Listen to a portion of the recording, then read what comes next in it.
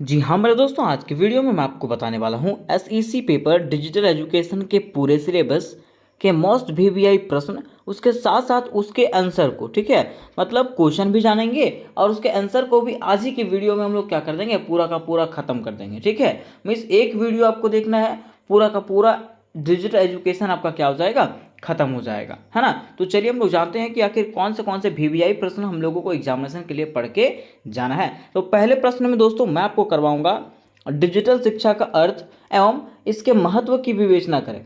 क्या क्वेश्चन आएगा कि डिजिटल शिक्षा का अर्थ तथा इसके महत्व की विवेचना करें। ये क्वेश्चन आपको इंग्लिश में ऐसे पूछ सकता है कि explain the meaning and importance of digital education. ठीक है, ये क्वेश्चन ऐसे पूछ सकता है। यही क्वेश्चन आपको अथवा में ऐसे पूछ सकता है दोस्त कि डिजिटल शिक्षा का अर्थ एवं अवधारणा को बताइए। ठीक है, इंग्लिश में आपका रहेगा describe the meaning and concept of digital education. तो ये दोनों का आंसर सेम ही है, क्वेश्चन नंबर 1 में ही दोनों का आंसर शामिल है ना। अब बात अगर आती है क्वेश्चन नंबर 2 का, तो क्वेश्चन नंबर 2 में दोस्तों मैं आपको करवाऊंगा डिजिटल शिक्षा का अर्थ एवं इसके लाभों का वर्णन करें कि डिजिटल शिक्षा का क्या अर्थ है और इसका क्या लाभ है। इंग्लिश आपका ऐसे पूछ सकता है कि describe the meaning and benefits of digital education. ठीक है, देखिए एग्जामिनर क्या करता है, क्वेश्चन को घुमा करके देता है। ठीक है, और जब क्वेश्चन को घुमा करके देता है ना, तो क्वेश्चन यही रहता है, लेकिन विद्यार्थियों को लगता है कि नहीं क्वेश्चन आया ही नहीं है। ठीक है, तो मैंने आपको बताया डिजिटल शिक्षा के बारे में। ठीक है, तो डिजिटल शिक्षा के बारे में चाहे कोई भी क्वेश्चन आ जाए, है ना, आपको देखना है कि हाँ डिजिटल शिक्षा है उसमें। आप डिजिटल शिक्षा के बारे में जो भी जानते हो आप लिखना चालू कर दो। ठीक है, वो टीचर जो है कभी भी उसको गलत कर सकता नहीं है ना। फिर देखिए तीसरे प्रश्न में दोस्तों मैं आपको करवाऊंगा डिजिटल शिक्षा के फायदे और नुकसान, कि आखिर डिजिटल शिक्षा के क्या क्या लाभ हैं और क्या क्या हानि है। ठीक, इंग्लिश आपका ऐसे हो सकता है कि what are the advantage and disadvantage of digital learning. ठीक है, फिर दोस्तों क्वेश्चन नंबर 4 में मैं आपको करवाऊंगा ई गवर्नेंस क्या है, इसकी उत्पत्ति, लाभ और उद्देश्य लिखिए। मीन्स ई गवर्नेंस से कोई भी क्वेश्चन आ जाए, किसी भी तरह का क्वेश्चन, ठीक है, आपको इंग्लिश में भी यहाँ पे देखिएगा ई गवर्नेंस, है ना, आपको वही आंसर लिखना है जो मैं आपको क्वेश्चन नंबर 4 में करवाऊंगा। ठीक है, चाहे वो ई गवर्नेंस से कोई भी क्वेश्चन आ जाए, ठीक, आप छाप दीजिएगा, एक भी नंबर कटने वाला नहीं है। ठीक, आगे क्वेश्चन नंबर 5 की बात करते हैं मेरे दोस्त। क्वेश्चन नंबर 5 में मैं आपको करवाऊंगा ऑनलाइन एवं ऑफलाइन शिक्षा में अंतर, कि आखिर ऑनलाइन और ऑफलाइन शिक्षा में क्या अंतर है ना। इंग्लिश आपका रहेगा कि right the difference between online and offline education. फिर क्वेश्चन नंबर 6 में दोस्तों मैं आपको करवाऊंगा सूचना एवं संचार प्रौद्योगिकी, जिसको आईसीटी कहते हैं, ये क्या है, इसका परिभाषा लिखिए, है ना। ये क्वेश्चन इंग्लिश में ऐसे रहेगा कि what is information and communication technology, define it. ठीक है, यही क्वेश्चन आपको अथवा में ऐसे भी पूछ सकता है कि शिक्षा में आईसीटी की विशेषताओं, उपयोग, फायदे और नुकसान का वर्णन करें। मीन्स दोनों में से कोई भी क्वेश्चन आ जाए, चाहे ये आ जाए चाहे ये आ जाए। ठीक है, क्वेश्चन नंबर 6 में मैंने दोनों को उत्तर करवाया है। ठीक, अब क्वेश्चन नंबर 7 आपका है डिजिटल शिक्षा क्या है और यह जो है ना आज की दुनिया में क्यों महत्वपूर्ण है। ठीक है, ये क्वेश्चन आपको इंग्लिश में ऐसे पूछ सकता है कि what is digital education and why is it important in today's world. तो ये हमारा 7 प्रश्न हो गया। बाकी 5 मार्क्स वाले कुछ क्वेश्चन यहाँ पे दिए जा रहे हैं, जैसे गूगल क्लासरूम, लिंक्डइन, स्वयं, ई पाठशाला और डिगी लॉकर। ठीक है, ये 5 मार्क्स के कुछ वीवीआई क्वेश्चन आपको करवाए जाएंगे, है ना। और यह वीडियो दोस्तों आपका पार्ट 1 होने वाला है। पार्ट 2 जो है ना आपको अगले वीडियो में मिलेगा। ठीक है, उसमें से भी कुछ वीवीआई क्वेश्चन आपको करवाया जाएगा। मात्र आपको पार्ट 1 और पार्ट 2 देखना है, पूरा का पूरा डिजिटल एजुकेशन समाप्त हो जाएगा। ठीक है, अब देखिए इससे जुड़ी मैं एक और महत्वपूर्ण सूचना आपको देना चाहता हूं कि चाहे क्वेश्चन हिंदी में आ जाए चाहे इंग्लिश में आ जाए, आपको घबराना बिल्कुल नहीं है। आप अपने अनुसार से जैसे मन करे वैसे क्वेश्चन को लिख सकते हो, या तो फिर हिंदी में या तो फिर इंग्लिश में। तो चलिए इसके पहले क्वेश्चन को हम लोग जानते हैं, जो कि इस प्रकार से है। तो आज का प्रश्न हमारा है कि डिजिटल शिक्षा का अर्थ एवं इसके महत्व की विवेचना करें। प्रश्न क्या है कि डिजिटल शिक्षा का अर्थ बताएं या तो इसके महत्व की विवेचना करें। उसके साथ साथ यह प्रश्न जो है ना आपको इस प्रकार से पूछ सकता है कि डिजिटल शिक्षा क्या है और यह जो है आज की दुनिया में क्यों महत्वपूर्ण है, ठीक है। मतलब कह सकते हैं कि यहाँ पे पूछा गया है कि डिजिटल शिक्षा किसको कहते हैं उसके बारे में बताइए और इसका क्या क्या महत्व है उसके बारे में बताइए। तो सबसे पहले यहाँ पे हम लोग ये समझेंगे कि आखिर डिजिटल शिक्षा का मतलब क्या होता है। क्या समझेंगे कि डिजिटल शिक्षा का मतलब क्या होता है। तो दोस्तों मैं आपको एकदम आसान से शब्दों में बता देना चाहता हूं कि डिजिटल शिक्षा की अगर बात करें तो डिजिटल शिक्षा का मतलब होता है इंटरनेट, कंप्यूटर और मोबाइल का यूज करके पढ़ाई करना क्या कहलाता है, डिजिटल शिक्षा कहलाता है। मीन्स कह सकते हैं कि वैसा प्रक्रिया, वैसा माध्यम जिसमें मनुष्य जो है वो इंटरनेट का प्रयोग करके, कंप्यूटर का प्रयोग करके, मोबाइल का प्रयोग करके क्या करता है, अपनी शिक्षा ग्रहण करता है, तो शिक्षा देता है, उसको हम लोग क्या कहते हैं, डिजिटल शिक्षा कहते हैं। क्या कहते हैं, डिजिटल शिक्षा। जैसे मान लीजिए मैं आपको भी पढ़ा रहा हूं, तो कैसे पढ़ाऊं, इंटरनेट का प्रयोग करके, मोबाइल का उपयोग करके, है ना। और आप लोग पढ़ रहे हो कैसे, मोबाइल का उपयोग करके, इंटरनेट का उपयोग करके। तो यही हमारा क्या हो गया, डिजिटल शिक्षा हो गया। क्या हो गया, डिजिटल शिक्षा। जैसे कि देखिए यहाँ पे सबसे पहले आपको लिखना है डिजिटल शिक्षा का अर्थ। क्या लिखना है, डिजिटल शिक्षा का अर्थ लिखना है। और लिखना इस प्रकार से है कि वैसा प्रक्रिया जिसमें मनुष्य इंटरनेट, कंप्यूटर, मोबाइल और अन्य डिजिटल उपकरणों का उपयोग करके शिक्षा प्रदान या तो प्राप्त करता है, उसे ही हम लोग क्या कहते हैं, डिजिटल शिक्षा कहा जाता है। क्या कहा गया कि वैसा प्रक्रिया जिसमें से कोई व्यक्ति या तो मनुष्य क्या करता है, इंटरनेट का उपयोग करके, कंप्यूटर का उपयोग करके, मोबाइल तथा अन्य डिजिटल उपकरणों का उपयोग करके शिक्षा प्रदान करता है या तो शिक्षा प्राप्त करता है, उसी हम लोग क्या कहते हैं, डिजिटल शिक्षा कहते हैं। क्या कहते हैं, डिजिटल शिक्षा कहते हैं। देखिए आगे कह रहा है कि डिजिटल शिक्षा से विद्यार्थी घर बैठे ऑनलाइन कक्षाओं, वीडियो लेक्चर, ई बुक्स, ई क्विज, ई सर्टिफिकेट आदि का लाभ उठा सकते हैं। मीन्स कह रहा है कि डिजिटल शिक्षा एक ऐसा माध्यम है जिसके थ्रू से विद्यार्थी को कहीं जाने की जरूरत नहीं है, वो घर बैठे क्या कर सकता है, ऑनलाइन क्लास कर सकता है। जैसे अभी आप पढ़ रहे हो, ठीक है, तो क्या आपको स्कूल में जाने की जरूरत पड़ रहा है, नहीं, आप घर बैठ में क्या, घर में बैठे क्या कर सकते हो, पढ़ाई कर सकते हो, है ना।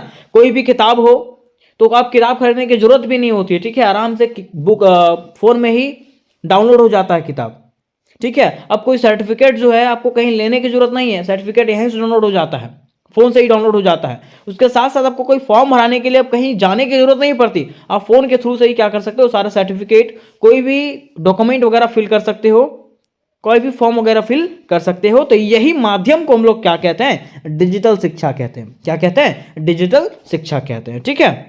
अब देखिए बात यहाँ पे आती है डिजिटल शिक्षा की विशेषताएं का, किसका, डिजिटल शिक्षा की विशेषताएं का। लेकिन इसके पहले मैं आपको बता देना चाहता हूं कि अगर आप लोग सेमेस्टर 3 के स्टूडेंट हैं और आप लोग सेक पेपर की तैयारी कर रहे हो, सेक पेपर में डिजिटल एजुकेशन और डिजास्टर मैनेजमेंट, ठीक है, तो इसके फुल्ली तैयारी दोस्तों मेरे ही चैनल पर करवाया जाएगा और एकदम ईजी शब्दों में करवाया जाएगा। तो आपको बिल्कुल भी घबराने की जरूरत नहीं है। और जो भी तैयारी करवाया जाएगा, जो भी VBI क्वेश्चन करवाया जाएगा, उसका लिंक दोस्तों आपको डिस्क्रिप्शन बॉक्स में मिल जाएगा। उसके साथ साथ व्हाट्सएप ग्रुप और टेलीग्राम ग्रुप में भी जुड़ने का लिंक जो है डिस्क्रिप्शन बॉक्स में मिलेगा, वहां से आप लोग दोनों ग्रुप में ज्वाइन हो सकते हो, ठीक है। अब बात यहाँ पे आती है डिजिटल शिक्षा की विशेषताएं का, क्या कि डिजिटल शिक्षा की क्या क्या विशेषताएं होती है ना।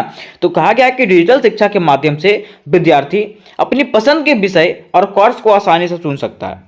कहने का अर्थ यह है कि डिजिटल शिक्षा एक ऐसा माध्यम होता है जिसके माध्यम से विद्यार्थी क्या कर सकता है, कोई मनुष्य क्या कर सकता है, अपनी पसंद का सब्जेक्ट, जो उसको सब्जेक्ट पसंद है, जैसे मान लीजिए मुझे इंग्लिश पसंद है, ठीक है, तो मैं इंग्लिश चुन लूंगा, है ना। तो जो भी सब्जेक्ट उसको पसंद है ना, वही विषय और कोर्स को वो आसानी से चुनेगा, ठीक है। उसको लग रहा है कि नहीं ये कोर्स मेरे लिए सुटेबल नहीं है, ठीक है, तो वो कोर्स वो नहीं करेगा, है ना।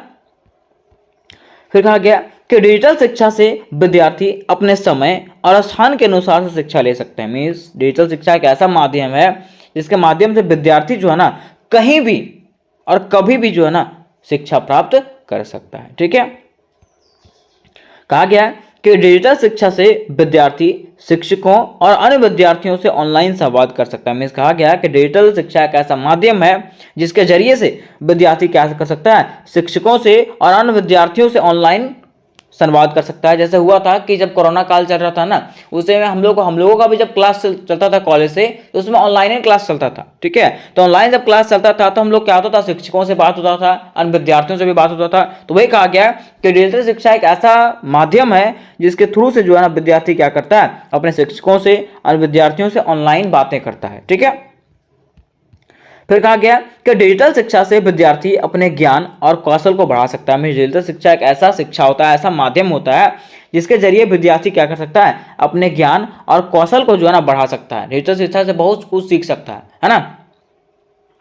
फिर आगे है, डिजिटल शिक्षा से विद्यार्थी अपने रुचि और प्रतिभा के अनुसार से शिक्षा का लाभ उठा सकता है। मीन्स कहा गया है कि डिजिटल शिक्षा एक ऐसा माध्यम है जिसके थ्रू से विद्यार्थी जैसा उसका रुचि हो, जैसा उसका इंटरेस्ट हो, उसके अनुसार से अपने प्रतिभा और लाभ उठा सकता है। ठीक है, अब हम लोग देखेंगे दोस्तों डिजिटल शिक्षा का महत्व। क्या क्या डिजिटल शिक्षा का महत्व क्या होता है, क्योंकि क्वेश्चन में पूछा हुआ है कि डिजिटल शिक्षा के महत्व को बताइए कि डिजिटल शिक्षा जो है आज के युग में क्यों जरूरी है ना। तो देखिए कहा गया कि डिजिटल शिक्षा भविष्य की और एक कदम। मीन्स डिजिटल शिक्षा एक ऐसा माध्यम है जो हमारे भविष्य की एक और कदम है। ठीक है, हमारे भविष्य की आगे की एक कदम है। ठीक है, तो क्यों ये कदम है, देखिए कहा जाता है कि आज के युग में जहां तकनीकी प्रगति हर क्षेत्र में हो रही है, शिक्षा के क्षेत्र भी अछूता नहीं है। हम लोग देख रहे हैं कि आज का युग में दोस्तों तकनीक जो है ना हर क्षेत्र में प्रगति कर रहा है, हर क्षेत्र में विकास कर रहा है, तो शिक्षा के भी क्षेत्र में भी तो विकास हो रहा है। हाँ, इसलिए कहा गया है कि डिजिटल शिक्षा, जिसे ई लर्निंग भी कहा जाता है, ने ज्ञान अर्जित करने के तरीके को न केवल सरल बनाया बल्कि और अधिक प्रभावी और आकर्षक भी बनाया। में कहा गया है कि डिजिटल शिक्षा, जिसे हम लोग क्या कहते हैं, ई लर्निंग कहते हैं, उसने क्या किया है, ज्ञान पाने का जरिया को सिर्फ आसान ही नहीं बनाया है, उसको और भी आकर्षक बनाया, अट्रैक्टिव बनाया है। ठीक है, जैसे मान लीजिए मैं अगर बात करता हूँ ऑनलाइन क्लासेस का, ठीक है, तो ऑनलाइन क्लासेस क्या होता है, जैसे मान लीजिए मैं पढ़ा रहा हूँ, ठीक है, अगर आपको लगे कि नहीं मैं अच्छा नहीं पढ़ाता हूँ तो आप दूसरे के भी यूट्यूब चैनल से देख सकते हो, है ना। तो वही कहा गया, ठीक है, कि ये जो क्या करता है, डिजिटल शिक्षा को, मतलब शिक्षा को जो है ना आकर्षक बनाता है। ठीक है, कहा गया कि आइए देखते हैं डिजिटल शिक्षा कैसे विद्यार्थियों, शिक्षकों और समाज के लिए लाभदायक है। चलिए अब हम लोग जानेंगे कि कैसे डिजिटल शिक्षा जो है ना हमारे विद्यार्थियों के लिए, शिक्षकों के लिए और समाज के लिए लाभदायक है। ठीक है, जिसके प्रमुख तत्व और विशेषताएं जो है निम्नलिखित रूपों में दिया गया है। ठीक है, तो देखिए इसका पहला जो विशेषता है या तो महत्व है वो क्या है, व्यक्तिगत शिक्षा। क्या है, व्यक्तिगत शिक्षा। कहा गया है कि डिजिटल शिक्षा के माध्यम से छात्रों को अपनी गति से अध्ययन करने का मौका मिलता है। डिजिटल शिक्षा एक ऐसा माध्यम है जिससे कोई विद्यार्थी जो है ना अपनी ही गति से क्या कर सकता है, अध्ययन कर सकता है। जैसे मान लीजिए कोई विद्यार्थी तेज है, ठीक है, जब वो क्लास में पढ़ता है तो एक साथ उसको मिला करके पढ़ाया जाता है ना। जब स्कूल में पढ़ता है तो कोई ट्यूशन में पढ़ता है तो क्या होता है, एक साथ सबको मिला करके पढ़ाया जाता है। लेकिन मान लीजिए आप तेज हैं, ठीक है, आप अपने कोर्सेज को जल्दी जल्दी पूरा कर रहे हैं, तो आप वहां पे अपनी गति से क्या कर सकते हैं, अपना शिक्षा को प्राप्त कर सकते हैं। ठीक है, कहा गया कि ऑनलाइन प्लेटफॉर्म पर विभिन्न प्रकार के संसाधन उपलब्ध होते हैं। ऑनलाइन प्लेटफॉर्म एक ऐसा माध्यम है, मीन्स ऑनलाइन शिक्षा, डिजिटल शिक्षा एक ऐसा माध्यम है जहां पर प्रत्येक प्रकार के संसाधन जो है ना उपलब्ध होते हैं जो छात्रों के विभिन्न आवश्यकताओं को पूरा करता है, जैसे कि video lecture, PDF notes, quiz और इंटरैक्टिव गेम्स। ये सारे चीजें जो है यहाँ पे उपलब्ध होता है, किसमें, डिजिटल शिक्षा के अंतर्गत में। ठीक है, अब देखिए इसका दूसरा जो विशेषता है वो है संसाधनों की उपलब्धता। क्या है, संसाधनों की उपलब्धता।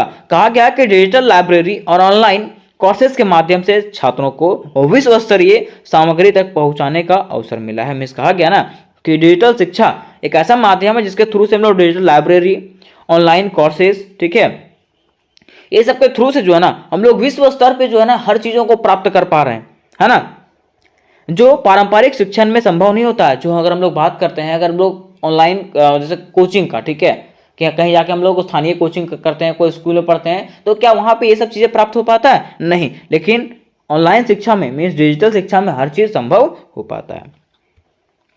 कहा गया है कि यह शिक्षा की गुणवत्ता में सुधार करता है, या क्या करता है, शिक्षा की गुणवत्ता में सुधार करता है और ज्ञान के विस्तार में योगदान देता है, क्या, डिजिटल शिक्षा। ठीक है, फिर देखिए इसका तीसरा जो महत्व है वह पर्यावरणीय लाभ। इससे पर्यावरण को भी लाभ होता है। तो कैसे लाभ होता है, देखिए कहा गया है कि डिजिटल शिक्षा एक ऐसा माध्यम है जिसमें पेपर की खपत ही नहीं होती है ना। इसमें हम लोग फोन के जरिए, लैपटॉप के जरिए, कंप्यूटर के जरिए क्या करते हैं, पढ़ाई करते हैं, है ना। तो वह कहा गया कि डिजिटल शिक्षा से पेपर की खपत नहीं होती है ना, जिससे पर्यावरण की सुरक्षा में योगदान होता है। जिससे पर्यावरण की सुरक्षा में क्या होता है, योगदान ये निभाता है। इसके अलावा यात्रा की आवश्यकता कम होने से कार्बन उत्सर्जन में भी कमी होती है। ठीक है, इसके अलावा देखिए होता है क्या है कि मान लीजिए अगर आप लोग डिजिटल शिक्षा प्राप्त कर रहे हैं, इस फोन से ही अगर आप पढ़ाई कर रहे हैं तो क्या आपको कहीं जाने की जरूरत पड़ेगी? नहीं, आप घर बैठे ही क्या कर सकते हो, हर चीज़ों को प्राप्त कर सकते हो, पीडीएफ प्राप्त कर सकते हो, ठीक है, ऑनलाइन कोर्सेज प्राप्त कर सकते हो, लेक्चर प्राप्त कर सकते हो, हर चीज़ प्राप्त कर सकते हो। तो आपको कहीं जाने की भी जरूरत नहीं पड़ेगी। अगर जब कहीं जाओगे नहीं तो कार्बन उत्सर्जन होगा क्या? नहीं होगा, ठीक है। फिर देखिए चौथा इसका विशेषता है चुनौतियां और समाधान। क्या है? चुनौतियां और समाधान। कहा गया है हालांकि डिजिटल शिक्षा के कई लाभ हैं, डिजिटल शिक्षा के कई लाभ हैं, ठीक है, और कुछ चुनौतियां भी है, और कुछ चुनौतियां भी, जैसे मान लीजिए कुछ लाभ है, प्रत्येक सिक्का के दो पहलू। क्या क्या? हेड और टेल। तो वही कहा गया है कि हालांकि डिजिटल शिक्षा की अगर बात करें इसका कुछ लाभ भी है और कुछ हानि भी है, जैसे कि तकनीकी मुद्दे, इंटरनेट एक्सेस की समस्या, डिजिटल साक्षरता की कमी। कभी कभी देखते हैं कि इंटरनेट ही नहीं होता है ना, लाइट की कमी हो जाने के कारण कभी नहीं हम लोग फ़ोन चार्ज कर पाते हैं। अभी 3-4 दिन से बारिश हो रहा है, उसके कारण से ढंग से लाइट भी नहीं मिला है, ना फ़ोन चार्ज हो पा रहा है, ना कुछ और भी चार्ज हो पा रहा है, ठीक है। इन समस्याओं का समाधान करने के लिए सरकार और निजी संस्थाओं को मिलकर के काम करने की आवश्यकता है, ठीक है। ये जो समस्या है उसको समाधान करने के लिए सरकार और निजी संस्थाओं को मिलकर के काम करने की आवश्यकता है, ताकि तकनीकी संसाधनों तक पहुंच में सुधार हो सके और डिजिटल शिक्षा के लाभ सभी तक पहुंचा जा सके, ठीक है। क्योंकि देखिए दोस्तों, आज का युग ऐसा है ना कि आने वाले समय में जो है ना सारे लोग डिजिटल शिक्षा ही प्राप्त करेंगे, ठीक है। आने वाले समय में आपका कोचिंग वगैरह बंद हो जाएगा, ठीक है, स्कूल्स वगैरह बंद हो जाएंगे, सारे जो है ना ऑनलाइन के जरिए सारे कार्य होंगे, ठीक है।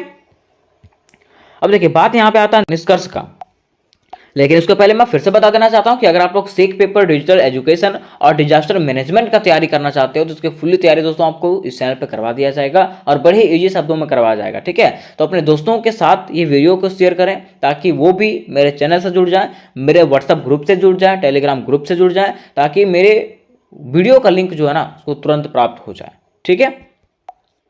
अब देखिए बात करते हैं अगर निष्कर्ष का, कि निष्कर्ष में आखिर लिखेंगे क्या। तो लिखेंगे इस प्रकार से कि डिजिटल शिक्षा ने शिक्षा के क्षेत्र में एक क्रांति ला दी है। डिजिटल शिक्षा ने क्या किया? शिक्षा के क्षेत्र में एक क्रांति ला दिया। क्योंकि देखिए अगर हम लोग बात करते हैं डिजिटल शिक्षा का, कि कुछ विद्यार्थी गरीब होते हैं, है ना, वो लोग बड़े बड़े कोर्स खरीद नहीं पाते हैं, ठीक है। तो हम लोग जो पढ़ाते हैं ना ऑनलाइन से, मान लीजिए मैं यूट्यूब में पढ़ा रहा हूँ, ठीक है, तो मैं तो कोई चार्ज नहीं लेता, है ना, तो पैसे तो लेता नहीं हो। तो वैसे क्या होता है, जो गरीब विद्यार्थी होते हैं ना वो क्या कर सकते हैं, आसानी से शिक्षा प्राप्त कर सकते हैं।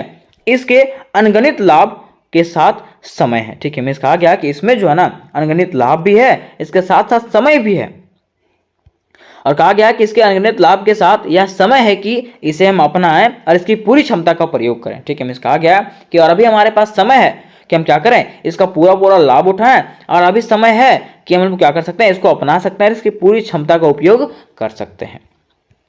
और कहा गया कि सही संसाधनों और समर्थन के साथ डिजिटल शिक्षा सभी के शिक्षा के लिए द्वार खोल सकती है और एक समावेशी, सशक्त और शिक्षित समाज का निर्माण कर सकती है। कहा गया है कि डिजिटल शिक्षा एक ऐसा माध्यम है जो हमारे समाज को क्या कर सकती है, मजबूत कर सकती है, हमारे शिक्षा व्यवस्था को मजबूत कर सकती है। तो उम्मीद करें दोस्तों कि ये क्वेश्चन आपको क्लियरली समझ में आ गया होगा। प्रश्न आपका इस प्रकार से है कि डिजिटल शिक्षा का अर्थ एवं इसके लाभों का वर्णन करें। कहने का अर्थ यह है कि डिजिटल शिक्षा किसको कहते हैं उसके बारे में बताना है, और इससे क्या क्या लाभ होता है हम लोगों को उसके बारे में बताना, ठीक है। अब देखिए मान लीजिए अगर ये क्वेश्चन आपका इंग्लिश में आता है तो इस प्रकार से आपका रहेगा कि describe the meaning and benefits of digital education, कि डिजिटल एजुकेशन के बारे में बताइए कि इससे हम लोगों को क्या लाभ होता है और डिजिटल एजुकेशन हम लोग किसको कहते हैं, ठीक है।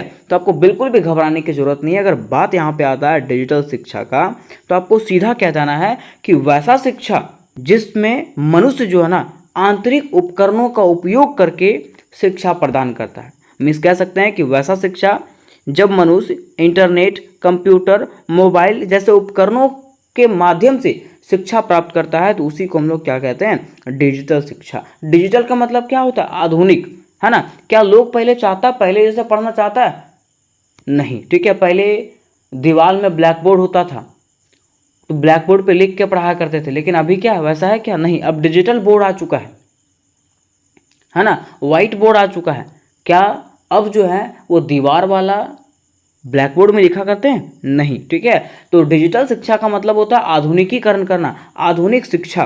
तो वही कहा गया कि वैसा शिक्षा जिसमें मनुष्य आंतरिक गतिविधियों का प्रयोग करके, आंतरिक उपकरणों का उपयोग करके शिक्षा प्रदान करता है, शिक्षा प्राप्त करता है, उसी को हम लोग क्या कहते हैं, डिजिटल शिक्षा कहते हैं। ठीक है, जैसा कि इंटरनेट के थ्रू से प्राप्त कर रहा है, कंप्यूटर के थ्रू से, मोबाइल के थ्रू, जैसे मान लीजिए मैं ही आपको भी बता रहा हूँ तो आप मोबाइल के थ्रू से देख रहे हो, है ना। तो यही शिक्षा को हम लोग क्या कहते हैं, डिजिटल शिक्षा कहते हैं। क्या कहते हैं, डिजिटल शिक्षा कहते हैं। ठीक है, अब देखिए बात यहाँ पे आती है, लिखा गया है कि डिजिटल शिक्षा को ई लर्निंग, डिजिटल लर्निंग तथा टेक्नोलॉजी एनहांस के नाम से भी जाना जाता है। कोई पूछेगा आपको कि डिजिटल शिक्षा को कौन से नाम से जाना जाता है, तो आपको कहना है कि डिजिटल शिक्षा को ई लर्निंग, डिजिटल लर्निंग तथा टेक्नोलॉजी एनहांस के नाम से भी जाना जाता है।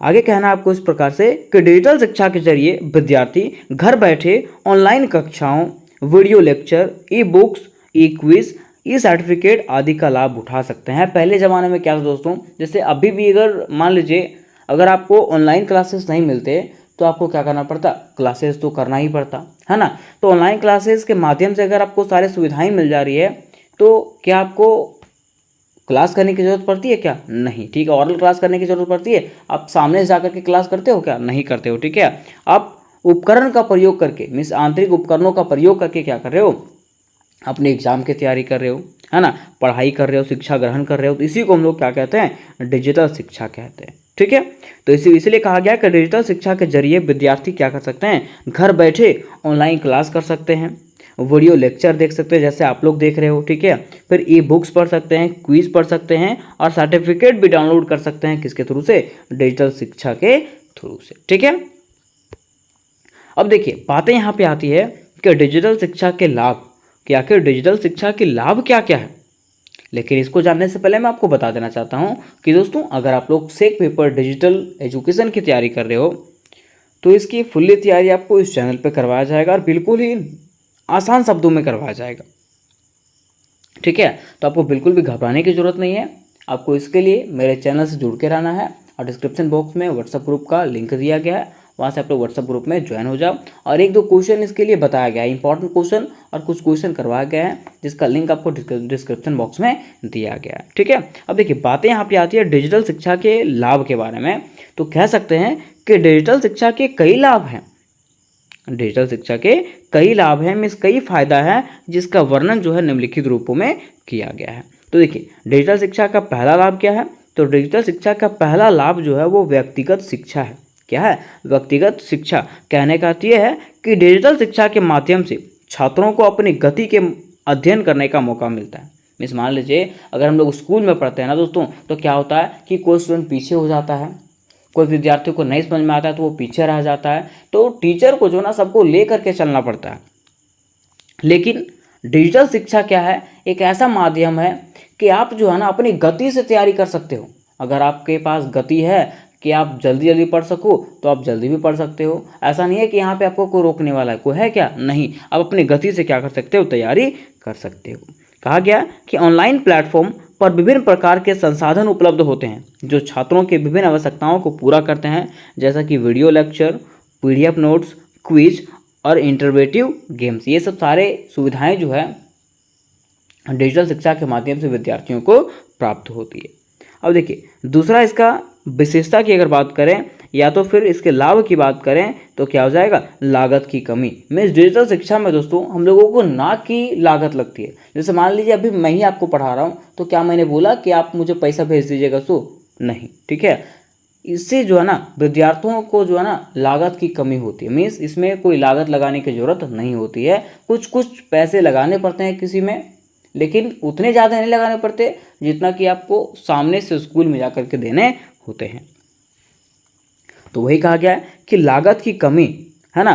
पारंपरिक शिक्षा अक्सर उच्च कीमत के साथ आती है। मीन्स पारंपरिक शिक्षा जो होती है, जो आपको वहाँ पे जाकर के पढ़ना होता है, वो शिक्षा में जो है ना कई कीमत, मतलब ऊंचा कीमत देना पड़ता है, जिसमें पाठ्य पुस्तकें और आने जाने से संबंधित कई खर्चे शामिल हैं।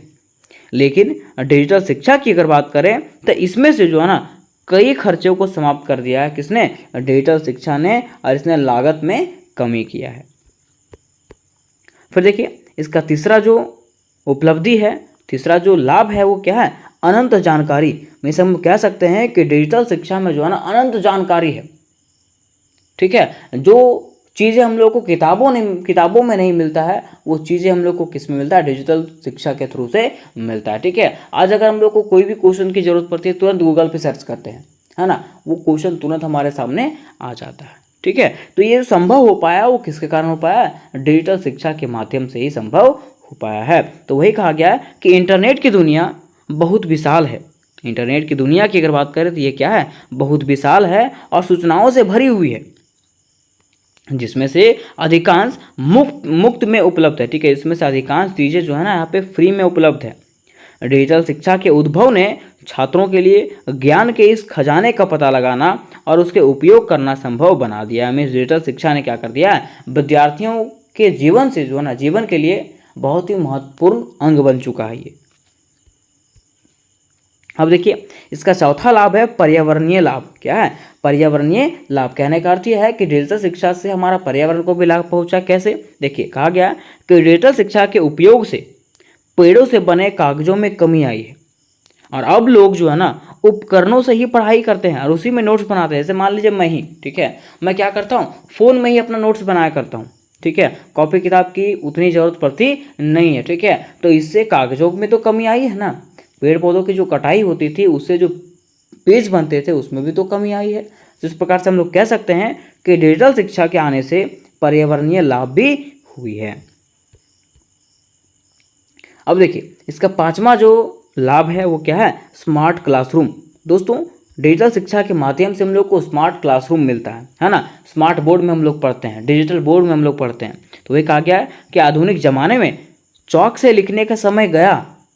क्या अब के ज़माने में कोई चौक से लिखता है, नहीं। अब आधुनिक युग आ चुका है जिसमें से शिक्षक जो है ना डिजिटल बोर्ड का प्रयोग करते हैं, जिसमें छात्रों को समझाना बेहद आसान होता है। तो कह सकते हैं कि आज के ज़माने में जो है ना डिजिटल शिक्षा के माध्यम से हम लोग स्मार्ट क्लासरूम में पढ़ सकते हैं।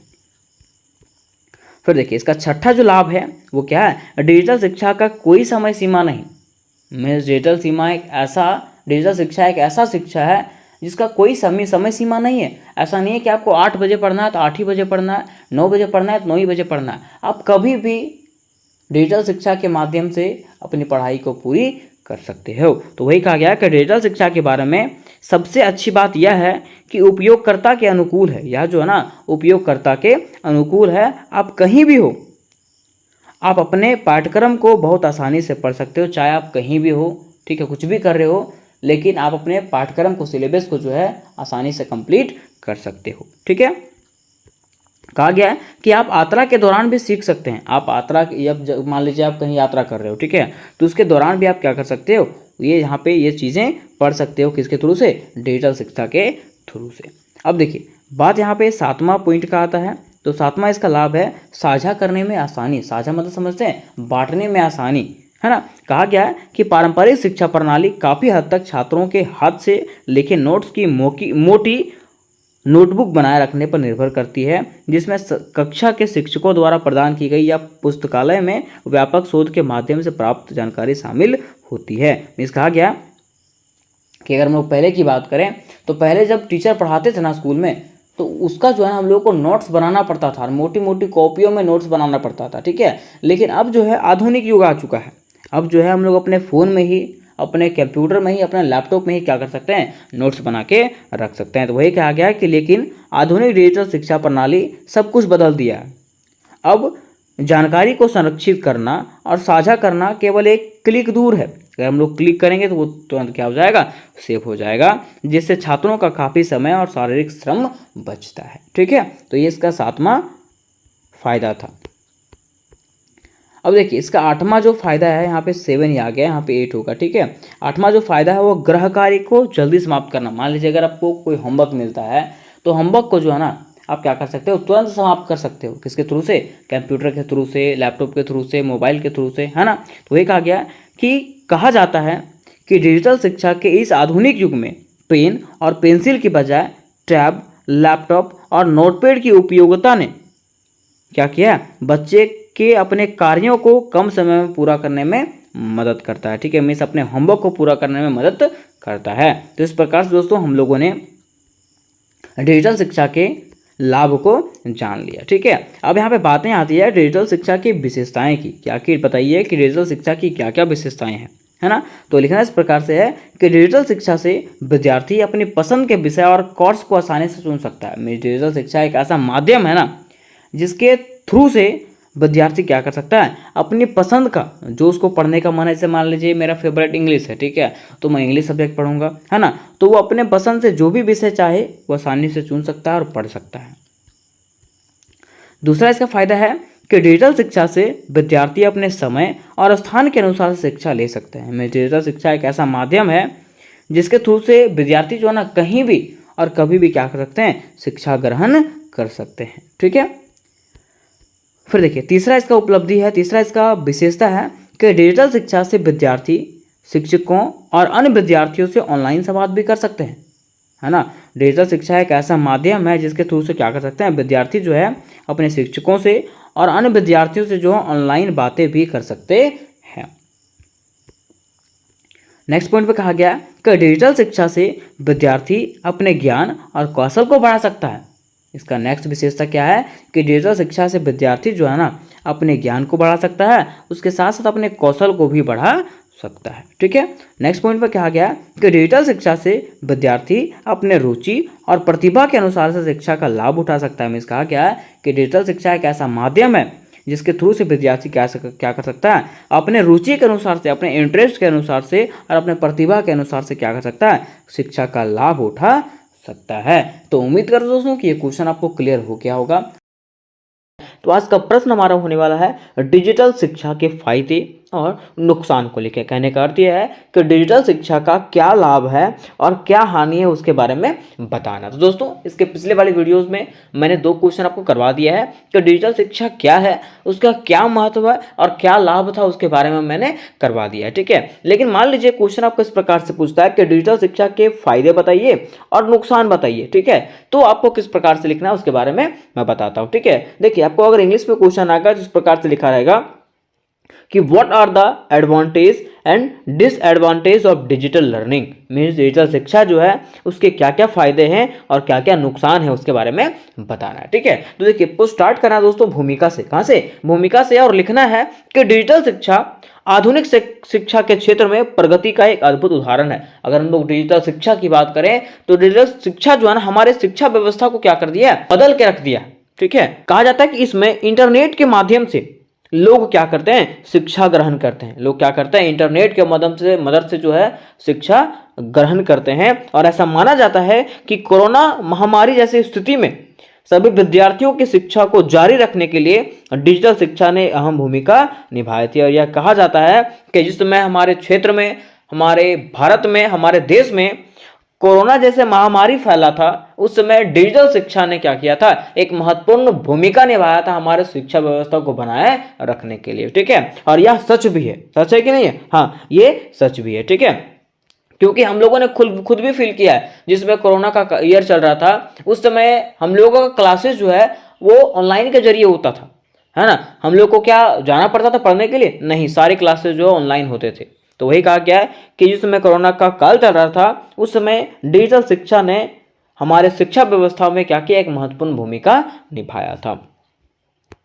अब देखिए यहाँ पे जो है आपको एक स्लोगन दिया हुआ। स्लोगन क्या है, नारा है, मतलब लिखा हुआ है कि डिजिटल शिक्षा साबित हुई एक वरदान। डिजिटल शिक्षा जो है साबित हुआ एक वरदान और इसके माध्यम से शिक्षण क्षेत्र में आई नई जान। इस प्रकार से जो है आपको वहां पे नारा भी लिख देना है, स्लोगन भी लिख देना है, ठीक है। अब बात यहाँ पे आती है डिजिटल शिक्षा के लाभ और हानि का। किसका? डिजिटल शिक्षा के लाभ और हानि का। और यही हमारा क्वेश्चन का मेन मकसद था। तो देखिए लिखना इस प्रकार से है कि यह सच है कि डिजिटल शिक्षा ने हमारी शिक्षा व्यवस्था को बदलने का भरसक प्रयास किया। मीन्स कहा जाता है कि हम लोग जानते हैं कि डिजिटल शिक्षा ने क्या किया, हमारे शिक्षा व्यवस्था को बदलने का भरसक प्रयास किया है। परंतु कहा जाता है ना कि एक सिक्का के 2 पहलू होते हैं, एक सिक्का के 2 पहलू होते हैं, हेड और टेल। बिल्कुल उसी तरह से डिजिटल शिक्षा के कुछ फायदे हैं तो कुछ हानियां भी है, जिसका वर्णन निम्नलिखित रूपों में किया गया। दोस्तों आपको इतने इजी तरीके से बताया जा रहा है कि आप पढ़ के समझ सकते हो कि क्या क्या इसमें बताया जा रहा है। देखिए पहला लिखेंगे डिजिटल शिक्षा के लाभ और फायदे के बारे में, है ना। तो डिजिटल शिक्षा का पहला जो फायदा है वो क्या है, कहीं जाने की जरूरत नहीं, ठीक है। मीन्स डिजिटल शिक्षा जब से भारत में आया है, जब से हमारे देश में आया है ना, तब से विद्यार्थियों को जो है सुकून आ गया है। सुकून आ गया कहने का अर्थ क्या है, जैसे मान लीजिए आपको पढ़ने का कहीं जाने की जरूरत ही नहीं है, आप अपने रूम में ही लैपटॉप के जरिए, कंप्यूटर के जरिए, फोन के जरिए क्या कर सकते हो, पढ़ाई कंप्लीट कर सकते हो। तो वही कहा गया है कि डिजिटल अथवा ऑनलाइन शिक्षा जो है ना घर बैठे प्राप्त किया जा सकता है। कोई भी स्कूल, कॉलेज और इंस्टीट्यूट जाने की जरूरत नहीं है आपको, आप घर बैठे ही क्या कर सकते हो, अपने पढ़ाई को पूरी कर सकते हो। तो ये इसका पहला फायदा है। दूसरा फायदा क्या है कि फिक्स समय नहीं, इसके लिए कोई फिक्स समय आपको निकालने की जरूरत नहीं है और फिक्स समय देने की भी जरूरत नहीं है। जब आपको समय मिले आप क्या कर सकते हो, पढ़ाई कर सकते हो। आपके पास फोन है, आपका लैपटॉप है, आप जब मन करे आपको क्या कर सकते हो, पढ़ाई कर सकते हो। तो वही कहा गया कि जब समय मिले कभी भी कहीं भी प्राप्त किया जा सकता है क्या, शिक्षा। जैसा कि यात्रा के दौरान और रसोई में खाना बनाते समय और खाने खाते समय, क्योंकि जब एग्जामिनर आता है ना, जो लोग बाहर में रह के पढ़ाई करते हैं उन लोग क्या करते हैं, खाना बनाते बनाते भी मोबाइल चालू कर देते हैं, आराम से पढ़ते रहते हैं, है ना। तो इसका कोई फिक्स समय नहीं है, ठीक है, आप कभी भी क्या कर सकते हो, पढ़ाई कर सकते हो। और ये किसके द्वारा संभव हो पाया है, तो ये डिजिटल शिक्षा के द्वारा संभव हो पाया है। अब बात यहाँ पे इसका आता है इसका तीसरे विशेषता का। तो तीसरा लाभ इसका क्या है, रिकॉर्डेड वीडियो की सुविधा। मान लीजिए कि हम लोग पहले स्कूल में पढ़ते थे, तो क्या पहले स्कूल में नहीं पढ़ते, मान लीजिए जब हम लोग पहले स्कूल में पढ़ते थे उस समय क्या होता था, जब हम लोग एक दिन क्लास नहीं जाते थे ना, तो उस दिन हमारा टॉपिक जो है वो छूट जाता था, ठीक है। लेकिन अभी क्या है, अगर हम लोग का तबीयत एक दिन खराब हो गया, मान लीजिए एक दिन क्लास नहीं कर पाए, तो वो वीडियो का लेक्चर हमको मिल जाएगा, ठीक है, उसको जो है हम दूसरे दिन भी देख सकते हैं, है ना। तो वही कहा गया कि अगर आपकी तबीयत खराब हो जाती है तो आप जब ठीक होते हैं ना, तो आप क्या कर सकते हैं, वो रिकॉर्डेड वीडियो को देख करके उसको समझ सकते हैं, अपने सिलेबस को कंप्लीट कर सकते हैं। इसका चौथा विशेषता है, चौथा लाभ है समय की बचत। डिजिटल शिक्षा से हम लोग का क्या हुआ है, समय की बचत हुआ है। कैसे, कहा गया कि ऑनलाइन शिक्षा में समय की बचत होती है। ऑनलाइन शिक्षा में क्या होती है, समय की बचत होती है। इसके साथ ही इसमें ज्ञान की विविधता अधिक होती है, ठीक है, इसमें जो है ना ज्ञान अधिक मिलता है ना।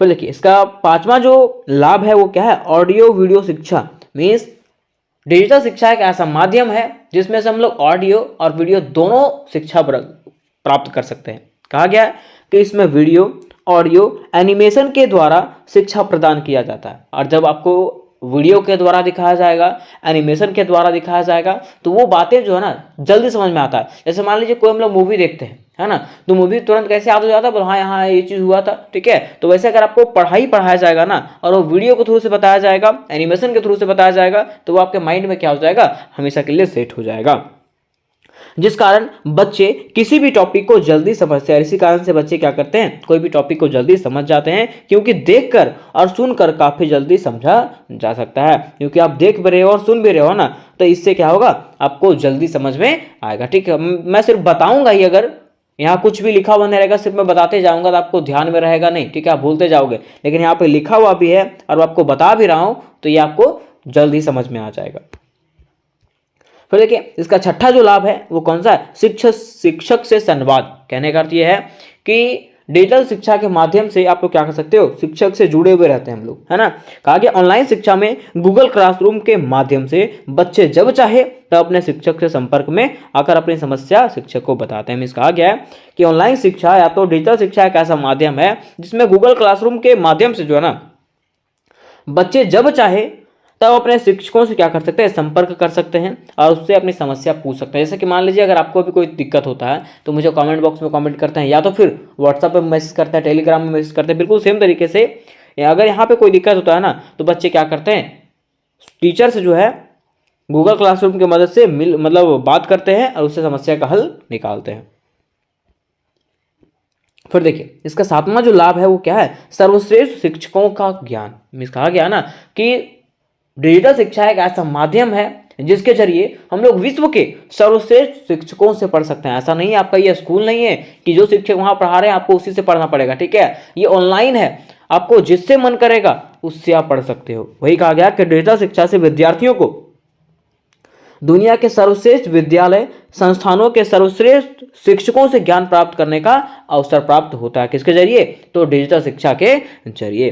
फिर कहा गया कि शिक्षा व्यवस्था आसान, मीन्स इसके कारण क्या हुआ है, हमारे शिक्षा व्यवस्था आसान हुआ है। कहा गया है कि डिजिटल शिक्षा से देश की कठिन से कठिन प्रतियोगी परीक्षा की तैयारी करना आसान हो गया। किसके कारण? डिजिटल शिक्षा के कारण। ठीक है, आज हमारा एसएससी है, बैंकिंग है, रेलवे है, आईटीआई है, नीट है, यूपीएससी है, टेट है, ये सब की परीक्षा की तैयारी जो है ना, ये करना क्या हो चुका है, आसान हो चुका है। उस किसके कारण? तो डिजिटल शिक्षा के कारण। फिर नौमा है गरीब बच्चों को लाभ। मीन्स डिजिटल शिक्षा से दोस्तों गरीब बच्चों को लाभ हुआ है। क्योंकि देखिए गरीब बच्चों को लाभ कैसे हुआ है कि जो बच्चे स्कूल में बड़े बड़े फी नहीं दे पाते हैं, है ना, ट्यूशन में बड़े बड़े फी नहीं दे पाते हैं, ठीक है, उसको ऑनलाइन के जरिए जो है कम कीमत पे, ठीक है, और ना के बराबर में शिक्षा प्राप्त हो जाती है। तो वही कहा गया कि इससे ग्रामीण क्षेत्र के बच्चों भी आसानी से कॉम्पिटिटिव एग्जामिनेशन की तैयारी कर पा रहे हैं और देश के सर्वश्रेष्ठ नौकरी पदों पर प्राप्त कर रहे हैं। ठीक है, अब देखिए कहा गया है कि 10वां इसका लाभ है कि कहीं भी और कभी भी शिक्षा प्राप्त। मीन्स डिजिटल शिक्षा एक ऐसा माध्यम है जिसके थ्रू से आप कहीं भी शिक्षा और कभी भी प्राप्त कर सकते हो। वही कहा गया है कि ऑनलाइन शिक्षा जब मन करे तब आप प्राप्त किया जा सकता है और इसके लिए कहीं जाने की जरूरत नहीं होती है। केवल एक मोबाइल चाहिए, एक कंप्यूटर चाहिए और इंटरनेट का कनेक्शन होना चाहिए। और इसके अगर ये चीज़ है तो आप कहीं भी शिक्षा ग्रहण कर सकते हो। तो यहाँ तक दोस्तों हम लोगों ने डिजिटल शिक्षा के लाभ को जान लिया। ठीक है, अब हम लोग जानेंगे डिजिटल शिक्षा के हानि अर्थात नुकसान। लेकिन इसको जानने से पहले मैं आपको बता देना चाहता हूँ कि अगर आप लोग सेक पेपर डिजिटल एजुकेशन की तैयारी कर रहे हो तो इसकी फुल्ली तैयारी दोस्तों मेरे ही चैनल पे एकदम इजी सा लैंग्वेज में आपको करवाया जाएगा। और कुछ क्वेश्चन जो है, कुछ वीवीआई क्वेश्चन जो है उसको करवा दिए गए हैं, वहाँ से आप लोग देख सकते हो। डिस्क्रिप्शन बॉक्स में आपको लिंक मिल जाएगा, वहाँ से आप लोग सारे क्वेश्चन को क्लियर कर सकते हो। ठीक है, अब देखिए बात यहाँ पे आता है कि डिजिटल शिक्षा के हानि और नुकसान का, है ना। तो डिजिटल शिक्षा का पहला जो हानि है और नुकसान है वो क्या है? प्रौद्योगिकी पर निर्भर। मीन्स आजकल के लोग जो है ना वो क्या हो चुके हैं? प्रौद्योगिकी पर निर्भर हो चुके हैं।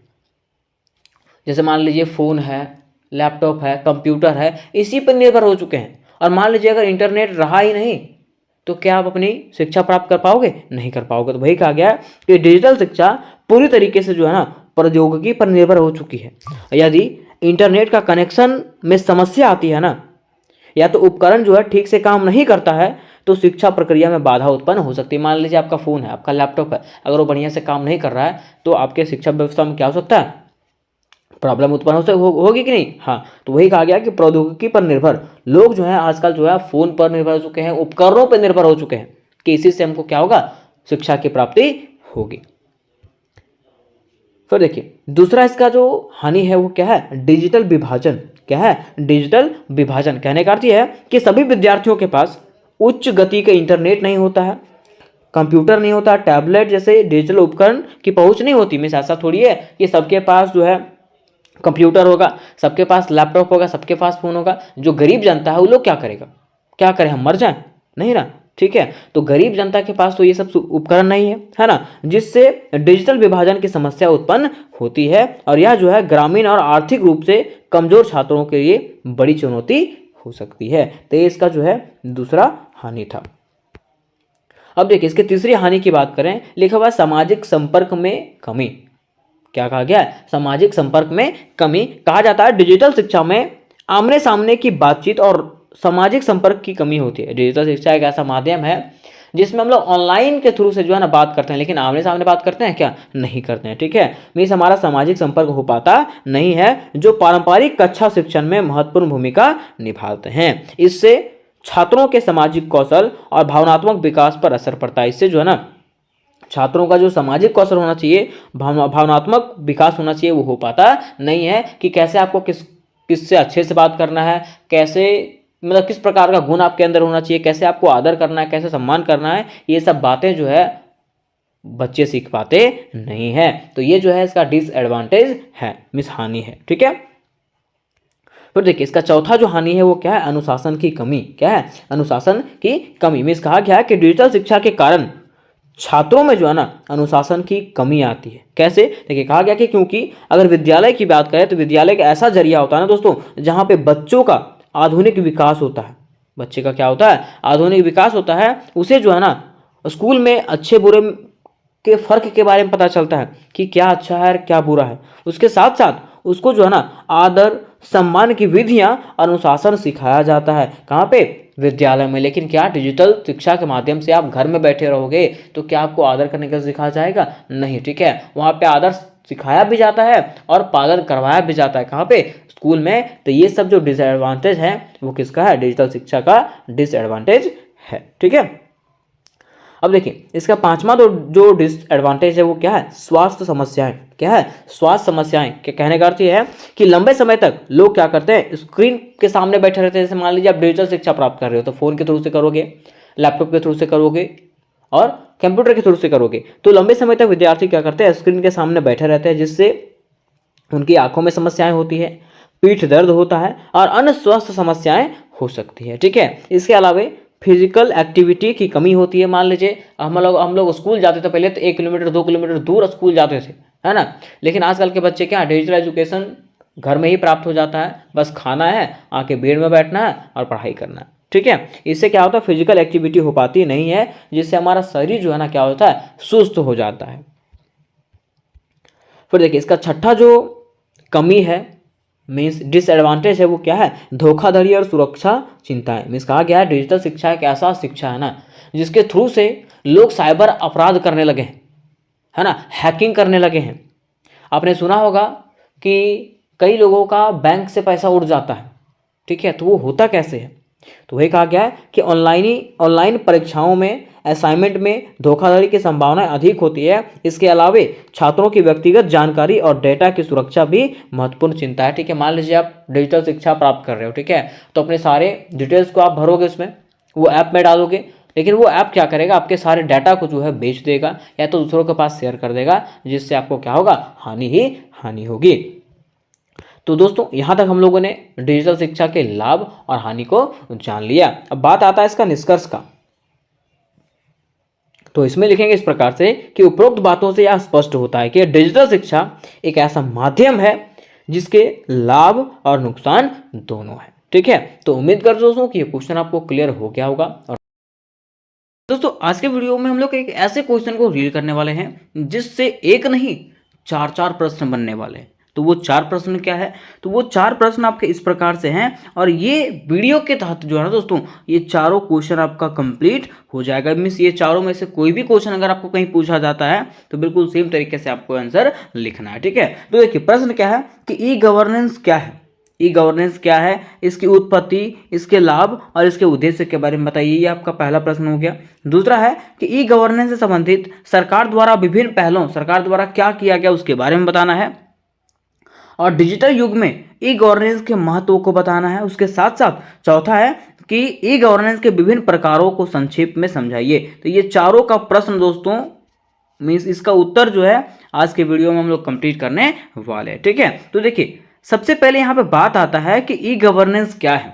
सबसे पहले तो आपको यही जानना पड़ेगा कि ई गवर्नेंस क्या है, तभी तो इसके बारे में जानिएगा, इसकी उत्पत्ति के बारे में जानिएगा, इसके लाभ के बारे में जानिएगा और इसका महत्व के बारे में जानिएगा। तो देखिए अगर बात करते हैं ई गवर्नेंस का तो कह सकते हैं सरकार द्वारा दी जाने वाली सुविधाओं को जनता तक इंटरनेट के थ्रू से पहुंचाना ही क्या कहलाता है? ई गवर्नेंस कहलाता है। क्या कहलाता है? ई गवर्नेंस कहलाता है, ठीक है। अर्थात कह सकते हैं इंटरनेट की मदद से सरकारी सुविधाओं को आम जनता तक पहुंचाने जाने वाली प्रक्रिया को हम लोग क्या कहते हैं? ई गवर्नेंस कहते हैं। क्या कहते हैं? ई गवर्नेंस कहते हैं। क्योंकि देखिए पहले भी सरकार के द्वारा बहुत सारे सुविधाएं निकाली जाती थी, लेकिन लोगों को पता नहीं चलता था और भीड़ भड़ाके के कारण लोग जो है वो सुविधाओं को प्राप्त नहीं कर पाते थे। लेकिन अभी क्या हुआ है कि जितने भी सरकार के योजना है, चाहे देख लीजिए लड़कियों को जो है अभी सावित्रीबाई फुले योजना के तहत छात्रवृत्ति प्राप्त हो रहा है ना। तो सरकार के द्वारा जितने भी सुविधाएं दिया जा रहा है उसको इंटरनेट के मदद से आम जनता तक पहुंचाने की प्रक्रिया को ही हम लोग क्या कहते हैं? ई गवर्नेंस कहते हैं। क्या कहते हैं? ई गवर्नेंस कहते हैं, ठीक है। तो यहां तक हम लोगों ने ई गवर्नेंस के बारे में समझ लिया कि आखिर ई गवर्नेंस है क्या। अब देखिए यहां बताया जाता है कि ई गवर्नेंस जो है ना वो 2 शब्दों से मिलकर के बना हुआ है, जिसमें से पहला है ई और ई का अर्थ होता है क्या? इलेक्ट्रॉनिक, ठीक है। और गवर्नेंस का अर्थ क्या होता है? शासन। में कह सकते हैं कि सरकार के व्यवस्थाओं को इलेक्ट्रॉनिक व्यवस्थाएं के जरिए लोगों तक पहुंचाना ही क्या कहलाता है? ई गवर्नेंस कहलाता है। क्या कहलाता है? ई गवर्नेंस कहलाता है। ठीक है, अब देखिए नेक्स्ट पॉइंट में आपको कहा गया है कि ई गवर्नेंस, जिसे इलेक्ट्रॉनिक गवर्नमेंट कहते हैं, डिजिटल गवर्नमेंट कहते हैं, इलेक्ट्रॉनिक गवर्नमेंट कहते हैं तथा ई शासन भी कहते हैं। मीन्स पूछेगा आपको कि ई गवर्नेंस को क्या क्या कहा जाता है, तो ई गवर्नेंस को electronic government, digital government, electronic government तथा ई शासन भी कहा जाता है। किसको? ई गवर्नेंस को। अब देखिए कहा गया कि इसका कार्य सभी सरकारी सुविधाओं को ऑनलाइन सर्विस के माध्यम से जनता तक आसानी से पहुंचाना। इसका कार्य क्या है कि जितने भी सरकार की सुविधाएं हैं उसको जो है ना ऑनलाइन के जरिए, मीन्स इंटरनेट के जरिए जनता तक क्या करना, आसानी से पहुंचाना है। उसी को हम लोग क्या कहते हैं? ई गवर्नेंस कहते हैं। क्या कहते हैं? ई गवर्नेंस कहते हैं। ठीक है, अब यहाँ पे बात आती है कि ई गवर्नेंस की उत्पत्ति, कि आखिर ई गवर्नेंस का उत्पत्ति जो है, इसका पहला कदम जो है वो कब रखा गया था, है ना? तो कहा जाता है कि भारत सरकार के द्वारा की गई इलेक्ट्रॉनिक विभाग की स्थापना कब? 1970 में, और 1977 में नेशनल इंफॉर्मेटिक्स सेंटर की स्थापना ई गवर्नेंस की दिशा में जो है ना पहला कदम था। मीन्स यहां से जो है ई गवर्नेंस का उत्पत्ति हुआ था। ठीक है, अब यहां पे बात आता है कि ई गवर्नेंस के अंतर्गत आने वाले कार्य, कि ई गवर्नेंस के अंतर्गत में आखिर क्या क्या कार्य किए जाते हैं। लेकिन इसके पहले मैं आपको बता देना चाहता हूं दोस्तों कि अगर आप लोग सेक पेपर डिजिटल एजुकेशन की तैयारी कर रहे हो तो इसकी वीवीआई क्वेश्चन का लिंक दोस्तों आपको डिस्क्रिप्शन बॉक्स में दे दिया गया, और वीवीआई क्वेश्चन कुछ करवाए गए हैं जिसका लिंक आपको डिस्क्रिप्शन बॉक्स में गया, वहां से जाकर के आप लोग मेरे चैनल से सारे वीवीआई क्वेश्चन कंप्लीट कर सकते हो। और मैं गारंटी लेता हूं कि यही वीवीआई क्वेश्चन से आपके एग्जामिनेशन में प्रश्न पूछे जाएंगे। ठीक है, तो देखिए आखिर ई गवर्नेंस के अंतर्गत में कौन से कार्य किए जाते हैं। तो पहला कार्य है कि आप ऑनलाइन बैंकिंग के जरिए सभी बैंकिंग सेवाओं का लाभ उठा सकते हैं। मीन्स आज जो हम लोग यूपीआई पेमेंट करते हैं, ठीक है, फोन पे चलाते हैं, गूगल पे चलाते हैं, ठीक है, जो पेमेंट करते हैं वो सारे के सारे कार्य जो है वो किसके थ्रू से होता है? ई गवर्नेंस के थ्रू से। किसके थ्रू से? ई गवर्नेंस के थ्रू से होता है। मीन्स बैंकिंग के जितने भी सेवाएं हैं सारे के सारे ई गवर्नेंस के थ्रू से होता है। कहा जाता है कि जीएसटी से संबंधित सारे कार्य ऑनलाइन ही कर देते हैं। मीन्स जीएसटी से संबंधित जितने भी कार्य हैं सारे के सारे कार्य जो है आज ऑनलाइन हो जाते हैं। वो किसका देन है? तो ई गवर्नेंस का ही देन है। तीसरा कहा जाता है कि बिजली, पानी, टेलीफोन, मोबाइल, डीडीएच इत्यादि के बिल ऑनलाइन भरे जा सकते हैं। मीन्स ई गवर्नेंस के द्वारा ही दोस्तों हम लोग क्या कर सकते हैं? बिजली का बिल, पानी का बिल, टेलीफोन, मोबाइल, डीटीएच सारे रिचार्ज वगैरह जितने भी बिल आते हैं सारे के हम लोग क्या कर सकते हैं? ऑनलाइन ही भर सकते हैं। और ये किसके द्वारा संभव हो सका है? तो ई गवर्नेंस के द्वारा संभव हो सका है। ठीक है, नेक्स्ट पॉइंट पर कहा गया है कि पैन कार्ड, आधार कार्ड, राशन कार्ड, पासपोर्ट, जाति प्रमाण पत्र और जाति प्रमाण पत्र का सत्यापन, इसी के थ्रू से हम लोग क्या कर सकते हैं? फॉर्म फिलअप कर सकते हैं और इसको डाउनलोड भी कर सकते हैं। किसके थ्रू से? ई गवर्नेंस के थ्रू से।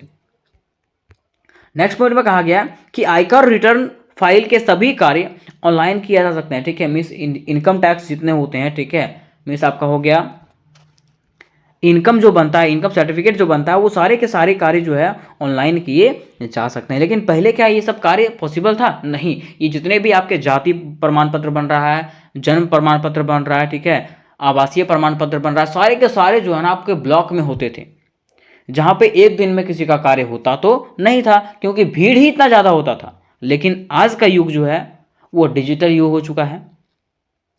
आज हम लोग कहीं से भी और कभी भी क्या कर सकते हैं? फॉर्म फिलअप कर सकते हैं और उसके लिए अप्लाई कर सकते हैं, है ना।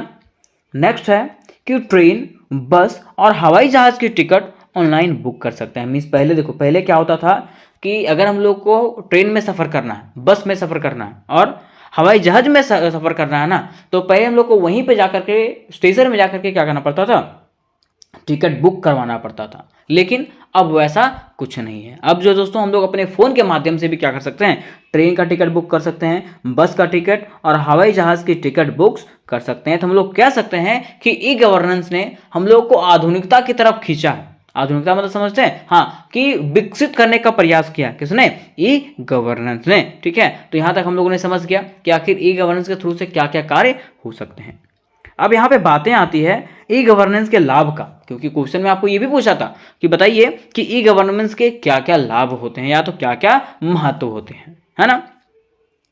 तो लिखना आपको इस प्रकार से है कि ई गवर्नेंस से व्यवसाय और नए अवसरों का सृजन हुआ। ई गवर्नेंस जब चालू हुआ तो इससे क्या हुआ, नए नए व्यवसाय और अवसरों का सृजन हुआ। क्यों, जैसे मान लीजिए सारे काम ऑनलाइन होंगे, ठीक है, तो प्रज्ञा केंद्र भी तो चाहिए, है ना। तो इससे जो है लाखों कॉमन सर्विसेज सेंटर खुले, मीन्स प्रज्ञा केंद्र खुला, ठीक है, जिससे लाखों लोगों को क्या मिला, रोजगार मिला। अब मान लीजिए सारे कार्य आपका ऑनलाइन होंगे तो सभी लोग तो मोबाइल से करने नहीं जानते होंगे, सभी लोग के पास तो लैपटॉप नहीं होगा, सभी लोग के पास तो कंप्यूटर नहीं होगा, है ना। तो इसके ये कार्य करने के लिए जो है ना बहुत सारे प्रज्ञा केंद्रों का निर्माण हुआ, जिससे जहां पे जो है ना लोगों के सारे सुविधाएं प्राप्त होती है, ठीक है।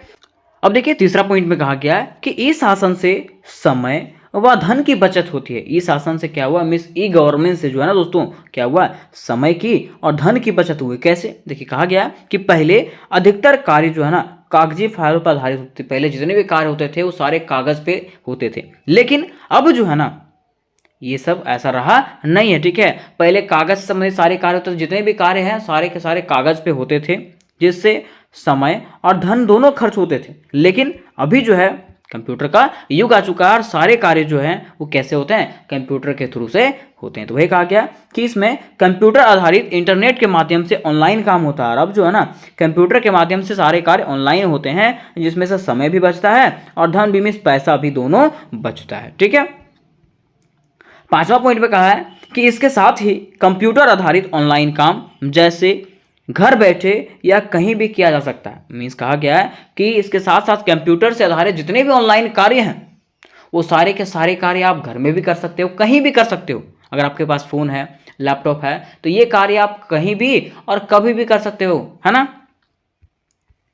फिर देखिए कहा गया कि इससे क्या हुआ है, भ्रष्टाचार कम हुआ है। इसका सातवां जो विशेषता है और जो लाभ है वो क्या है, इससे भ्रष्टाचार कम हुआ। भ्रष्टाचार क्या है कि पहले जब कार्य ऑफिसों में जाकर के करवाना पड़ता था ना, कागजी संबंधी करवाना पड़ता था, तो लोग क्या करते थे, दलाली करते थे। दलाली मतलब समझते हैं, हाँ, कि वो पैसे लेके कार्य करवाते थे। लेकिन अब सारा कार्य क्या हो चुका है, ऑनलाइन हो चुका है। इसलिए अब जो है ना बिचौलियों और दलालों का जो है कुछ चलती नहीं है, ठीक है।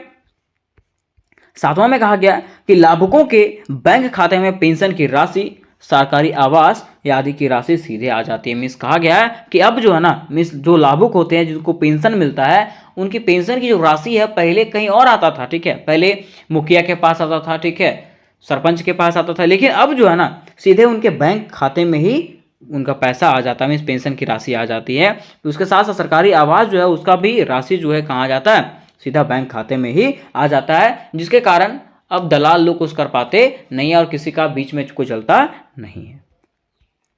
आठवां इसका विशेषता है कि ई गवर्नेंस के माध्यम से एक कॉमन डाटा तैयार किया जाता है। ई गवर्नेंस के माध्यम से क्या होता है, एक कॉमन डाटा तैयार किया जाता है जिसका उपयोग विभिन्न उद्देश्य के लिए किया जाता है। नौवां इसका उद्देश्य है कि इसके द्वारा नागरिक स्वयं भी सरकारी सेवाओं के लिए ऑनलाइन आवेदन कर सकता है। मीन्स कहा गया कि इसके द्वारा नागरिक क्या कर सकते हैं, स्वयं मीन्स खुद भी जो है ना सरकारी सेवाओं के लिए ऑनलाइन आवेदन कर सकते हैं। जैसे मान लीजिए आज हम लोग ई कल्याण का फॉर्म भरते हैं, एग्जामिनेशन फॉर्म भरते हैं, तो हम लोग खुद भी फॉर्म भर सकते हैं, है ना, खुद भी हम लोग फॉर्म भरते हैं। तो वही कहा गया कि इसके द्वारा नागरिक स्वयं भी क्या करते हैं, सरकारी सेवाओं के लिए ऑनलाइन आवेदन कर पाते हैं। ये संभव हुआ है तो किसके कारण, ई गवर्नेंस के कारण संभव हुआ है। नेक्स्ट है क्वेश्चन नंबर 10, पॉइंट नंबर 10, कहा गया कि ऑनलाइन जाति, आवासीय व आय प्रमाण पत्र के लिए ऑनलाइन आवेदन कर सकते हैं। इससे समय की काफ़ी बचत होती है। इसका 10वां जो लाभ है वो क्या है कि ऑनलाइन जातीय, आवासीय और आय प्रमाण पत्र के लिए जो है ना हम लोग क्या कर सकते हैं, ऑनलाइन आवेदन कर सकते हैं। लेकिन पहला ऐसा था क्या, नहीं, पहले आपको ब्लॉक में जाकर के ये सारे कार्य करवाने होते थे। लेकिन अब हम लोग दोस्तों क्या कर सकते हैं, प्रज्ञा केंद्र में जाकर के खुद से जो है हम लोग ऑनलाइन करवा सकते हैं। इससे क्या होता है, हमारे समय की बचत होती है। पहले जब ब्लॉक में हम लोग जाते थे दिन दिन भर वहाँ पे टाइम वेस्ट करना पड़ता था और वो कार्य होगा कि नहीं होगा उसका भी कोई गारंटी नहीं था। तो ये सारे फायदे जो हैं हम लोग को ई गवर्नेंस के थ्रू से मिल रहे हैं। अब यहाँ पे बातें आती है टाइप्स ऑफ ई गवर्नेंस का, किसका, टाइप्स ऑफ ई गवर्नेंस, ठीक है। अब देखिए क्वेश्चन क्या है यहाँ पे, क्या कहा गया है कि ई गवर्नेंस के प्रकार, कि ई गवर्नेंस आखिर कितने प्रकार के होते हैं। है ना। तो मैं आपको बताना चाहता हूं कि ई गवर्नेंस की अगर बात करें तो यह जो है वो 4 प्रकार के होते हैं। कितना? 4 प्रकार के होते हैं, जिसमें से पहला आपका है G2G, means government to government. क्या है? गवर्नमेंट टू गवर्नमेंट मीन्स सरकार से सरकार, ठीक है। दूसरा आपका है G2C। क्या है? G2C means government to citizen, सरकार से नागरिक, ठीक। तीसरा आपका है G2B। क्या है? G2B कहने का अर्थ है कि सरकार से व्यवसाय के बीच में संबंध। फिर चौथा इसका है G2E। क्या है? G2E जिसमें कह सकते हैं कि सरकार टू एम्प्लॉइज में सरकार से संबंध किसका? कर्मचारियों का। तो इसको दोस्तों, इसका वर्णन जो है विस्तृत रूप से हम लोग नीचे में करेंगे, लेकिन इसके पहले मैं फिर से बोल दे रहा हूं कि अगर आप लोग डिजिटल एजुकेशन की तैयारी कर रहे हो तो इसकी फुल्ली तैयारी आपको करवा दिया गया है, और जो भी क्वेश्चन आपके बचे हुए हैं सारे क्वेश्चन आज जो है कंप्लीट हो जाएंगे, ठीक है। तो उसके वीवीआई क्वेश्चन को देखने के लिए डिस्क्रिप्शन बॉक्स में लिंक दिया गया है, वहां से आप लोग सारे वीवीआई क्वेश्चन को क्लियर कर सकते हो। अब देखिए, पहला आपका था G2G, सरकार से सरकार। कहने का अर्थ है कि G2G प्रकार के ई गवर्नेंस में जो है ना सरकारी विभाग दूसरे सरकारी विभाग से संपर्क कर सकता है। मीन्स ये जो ऐसा माध्यम है जिससे क्या कहा गया कि सरकारी विभाग जो है ना अपने दूसरे सरकारी विभाग से क्या कर सकता है? संपर्क कर सकता है और इससे सुविधाएं प्राप्त कर सकता है। अब दूसरा क्या है? G2C। G2C क्या है? सरकार से नागरिक, मीन्स नागरिक जो है ना सरकार से डायरेक्टली क्या कर सकती है? सुविधाएं प्राप्त कर सकती है। वही कहा गया कि G2C उस गवर्नेंस को कहा जाता है जब एक आम नागरिक इसकी मदद से अपने सरकारी कामों को आसानी से पूरा कर सकता है। मीन्स कहा गया है कि जब एक आम नागरिक अपने सरकारी कामों को आसानी से पूरा कर सकता है तो उसको हम लोग क्या कहते हैं? सरकार से नागरिक। क्या कहते हैं? सरकार से नागरिक में G2C कहते हैं। अब तीसरा यहां पे आता है G2B। क्या आता है? G2B सरकार से व्यवसाय। क्या? सरकार से व्यवसाय। कहा गया कि G2B के अंदर देश के व्यापारियों की ई गवर्नेंस की सुविधा दी जाती है। मीन्स इसके अंतर्गत जो है ना देश में जो व्यापारी होते हैं उसको सुविधाएं दिया जाता है। इस सुविधाएं के अंतर्गत में जो है व्यापारी घर बैठे ही सरकारी कामों को आसानी से कर पाते हैं। जितने भी कार्य हैं वो क्या कर सकते हैं? घर बैठे ही कार्य कर लेते हैं। नेक्स्ट आपका है 4 में G2E। क्या है? G2E सरकार से कर्मचारी। क्या है? सरकार से कर्मचारी। कहा गया है कि G2E में सरकारी कर्मचारी से सरकार आसानी से संपर्क कर सकते हैं। मीन्स कहा गया ना कि इसमें सरकारी कर्मचारी जो है उससे सरकार जो है क्या कर सकती है? सीधे संपर्क कर सकती है और आसानी से संपर्क कर सकती है।